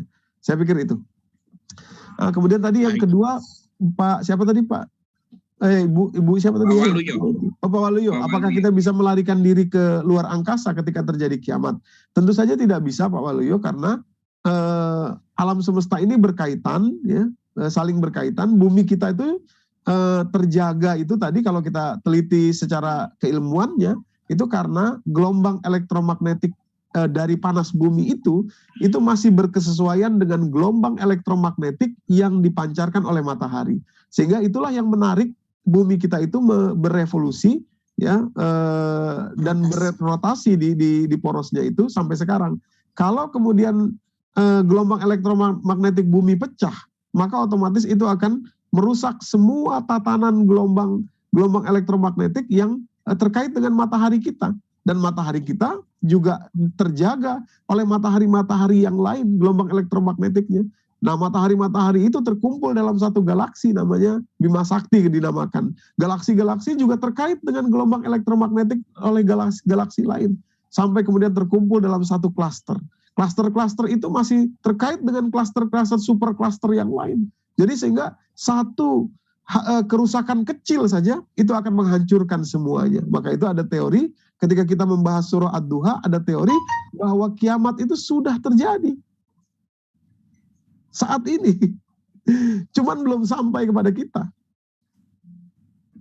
Gitu ya. Belum sampai kepada kita. Gitu. Jadi kita kiamat sudah terjadi kan, dan itu masuk akal sekali karena memang seperti kolam ya, kolam itu ada dua sisi, ujung kiri, ujung kanan ya. Di ujung kiri kita masukkan batu, getaran airnya belum sampai ke ujung kanan. Jadi masa-masa kita hidup ini itu sebetulnya hanya masa sudah terjadi kiamat itu. Ya, jadi dibentuk oleh Allah bumi alam semesta dan kiamatnya sekaligus bisa ya, karena rentang waktu itu betul-betul misteri yang luar biasa, Bapak Ibu yang dirahmati Allah. Jadi kita tidak bisa melarikan diri kemanapun, ya, karena memang semua berkait di alam semesta ini. Wallahu a'lam bishawab. Demikian kira-kira tambahannya pada Pak Waluyo. Ya. Terima kasih Ustadz. Waktu kita ini sudah 6.54, beberapa menit lagi menjelang pukul 7, tapi saya ingin memberikan kesempatan kepada Ibu Reni. Karena dari tadi yang bertanya adalah bapak-bapak, ini Ibu Reni saya beri kesempatan untuk bertanya. Nanti Ustadz mohon kita bisa ditutup mendoakan Ibu Itasia dan saudara-saudara kita yang sedang sakit di persaudaraan Majelis Maqbul Qorani ini. Silahkan Ibu Reni, pertanyaan. Baik, terima kasih Pak Ustadz. Bismillahirrahmanirrahim. Assalamualaikum warahmatullahi wabarakatuh. Pak Ustadz, saya kalau seandainya ini harusnya ya kita sebagai orang beriman itu nangis setiap saat ketika membaca ini, ya Allah ya Rabb. Nah, Indonesia berada di ring of fire ya. Jadi seharusnya melahirkan berbagai ilmuwan yang sangat luar biasa dibandingkan dengan bangsa-bangsa lain ya. Kemudian gempa juga disebutkan oleh Umar bin Khattab bahwa memang gempa itu adalah antara lain kemarahan bumi terhadap manusia yang bermaksiat ya. Kemudian gunung meletus adalah prosesi rahimnya Allah kepada manusia yang ada di atas ini agar inti bumi tidak berguncang lebih dahsyat gitu atau tidak ini. Kemudian jadi saya memandangnya selain memang ini adalah fenomena alam, tapi juga adalah berita dari Allah agar dimaknai, difikirkan, dihayati oleh manusia-manusia agar lebih takut kepada Allah gitu ya Pak Ustadz. Nah, pertanyaan saya, bagaimana manusia itu senantiasa memiliki pikiran agar apa yang terjadi itu dimaknai dan dimaknai sebagai fenomena alam, tetapi juga diresapi sebagai peringatan dari Allah Subhanahu wa Ta'ala. Itu Pak Ustadz. Terima kasih. Wassalamualaikum warahmatullahi wabarakatuh. Waalaikumsalam. Ya, terima kasih Bu Reni. Jadi betul sekali ya, apapun yang terjadi di atas alam semesta ini itu adalah karena sesuatu yang Allah ingin sampaikan kepada kita. Ya, jadi wama asaba min musibatin illa biiznillah, surah At-Taghabun itu ya. Ayat ke berapa? 11 ya, ayat ke-11. 11 apa berapa tuh? 11 ya. At-Taghabun ayat ke-11. Jadi wa may yu'min billah yahdi qalbah.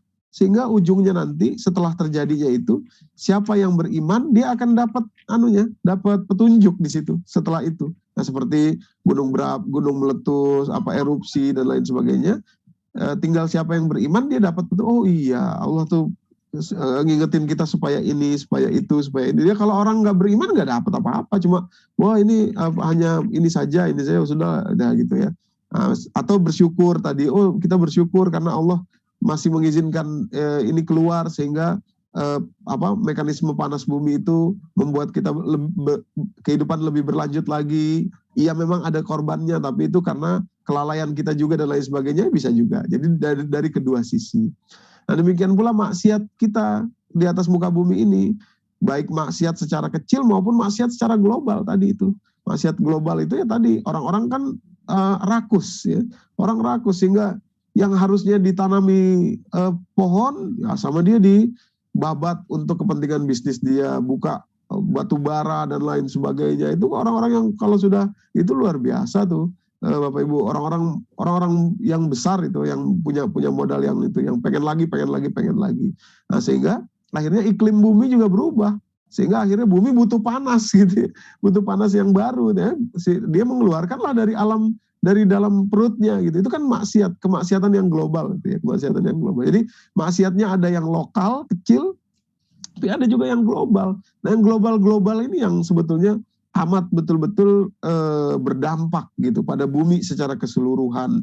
Demikian pula di di Antartika, di mana-mana tempat yang lain sebagainya itu, di gedung-gedung semakin tinggi, akhirnya ya pokoknya semua itulah ya, yang terjadi di atas muka bumi ini secara global. Jadi itu sebetulnya kejahatan yang lebih besar daripada sekedar maksiat-maksiat kecil seperti minum-minuman keras dan lain sebagainya. Itu kan kecil-kecil sajalah ibaratnya di atas muka bumi. Tapi kalau yang itu tuh orang-orang yang rakus serakah itu sekian puluh hektar, 100 hektar dibabat yang harusnya jadi ini bumi paru-paru atau bernafasnya bumi demi kepentingan dia, maka semua itu diambil gitu ya Bapak Ibu. Nah, jadi gimana caranya kita supaya senantiasa sadar bahwa semua itu adalah message dari Allah Subhanahu wa taala. Tidak ada lain, kita harus selalu berdekatan dengan Al-Qur'an ini Bu Reni. Itu aja kuncinya. Nggak bisa. Kalau kita lepas dari Quran, kita langsung masuk ke dalam hingar-bingarnya dunia tadi itu. Hingar-bingar dunia itu maksud saya hingar-bingar kerakusannya. Ya, bukan dunianya ya, maksudnya bukan ilmu pengetahuan dan sebagainya, itu silahkan. Tapi rakusnya itu kan orang-orang yang saya ambil satu contoh. Mau bikin tambang batu bara, itu kan ratusan hektar yang harus dia buka itu. Pohon berapa banyak itu. Belum lagi menggali sampai ke bawahnya gitu, sampai ke lapisan itu untuk mencari batu bara itu demi bisnisnya itu. Kan itu luar biasa. Nah, sehingga yang terkena dampaknya kita semua. Ya, mulai dari gunung mulai dari erosi nanti yang tidak bisa seperti di Batu, sebelumnya kan ada erosi di Kota Batu tuh. Kemudian sekarang di Malangnya, di Kabupaten Lumajangnya. Seperti itu. Dan jadi itu maksiat global istilahnya, rakusnya global, sehingga yang kena kita semua, dampaknya terhadap kita semua. Jadi betul sekali kita orang-orang kecil ini hanya bisa memegang komitmen kita kepada Al-Quran, supaya setiap kejadian kecil maupun besar kita langsung ingat Allah. Ya, jangankan itu, sendal kita hilang aja tuh kita langsung harus ingat Allah. Iya, betul. Sendal kita, Masya Allah, ya Allah, saya adukan sendal saya hilang. Kalau saya berdosa, maafkan saya ya Allah. Kalau saya kurang syukur, maafkan saya ya Allah. Gitu. Ya, apalagi yang besar seperti itu. Nah, itu betul-betul adalah peringatan Allah kepada kita. Jadi luas, global sekali. Ya, dan kita mengikat lagi diri kita dengan Al-Quran. Innallazina faradu alaikal Quran laradduka ilal ma'ad, kalimat Allah. Dia yang mewajibkan Al-Quran kepada engkau, dia juga lah yang akan menjamin kehidupan kita, memelihara kita, ya, menyampaikan kita kepada cita-cita kita, insya Allah. Demikian Bu Reni, wallahu a'lam bishawab. Terima kasih Pak Ustadz. Terima kasih Bu. Terima kasih Pak Ustadz. Kita sudah 7:02 menit. Kepada Bapak Ibu yang belum berkesempatan untuk bertanya, kita masih punya kesempatan di kajian-kajian berikutnya. Mohon maaf karena memang waktu juga yang memisahkan kita. Ustadz, barangkali kita bisa bersama-sama dipimpin untuk berdoa, mendoakan saudara-saudara kita di Tasya dan saudara-saudara yang lain yang sedang dicoba diuji Allah dengan sakitnya. Terima kasih. Ya, terima kasih Pak Ahmad Heri Fuad, Bapak Ibu yang dirahmati Allah. Mohon kesediaannya, mohon keikhlasan dan rasa kasih sayangnya ya dalam membacakan surah Al-Fatihah ini untuk jamaah-jamaah kita yang saat ini sakit, ya, saat ini merasakan sakit, baik yang saya sebut maupun yang mungkin tidak saya sebut, ya. Demikian pula keluarga-keluarga kita. Ada Ibu Itasia Dina Sulfianti, jamaah kita yang sekarang berada di Rumah Sakit PMI Bogor, ya. Jadi mobil khusus kepada beliau Mari kita bacakan suratul Fatihah. Ala hazin niyah wa likulli niyatin sholihah wa ila hadratin nabiyil Mustafa sallallahu alaihi wasallam. Al-Fatihah. Auzubillahi minasyaitonir Bismillahirrahmanirrahim. Alhamdulillahirabbil alamin. Arrahmanirrahim. Maliki yaumiddin. Iyyaka na'budu wa iyyaka nasta'in. Iyyaka nasta'in. Ihdinas siratal mustaqim. Siratal ladzina an'amta 'alaihim ghairil maghdubi alaihim waladdallin. Amin. Ya, terima kasih Bapak Ibu. Mudah-mudahan effort atau apa yang kita bacakan tadi Allah ijabah menjadi kemudahan kepada saudara-saudara kita yang merasakan sakit, wabil khusus kepada Ibu Ita Siadina. Mudah-mudahan Allah pelihara kita semua, ya. Allah senantiasa menjaga rasa syukur kita dalam situasi apapun kita berada. Terakhir berarti mari kita tutup dengan Pak Ahmad Heri yang menutup. Silakan Ustadz. Baik. Mari sama-sama kita istighfar. Astagfirullahalazim.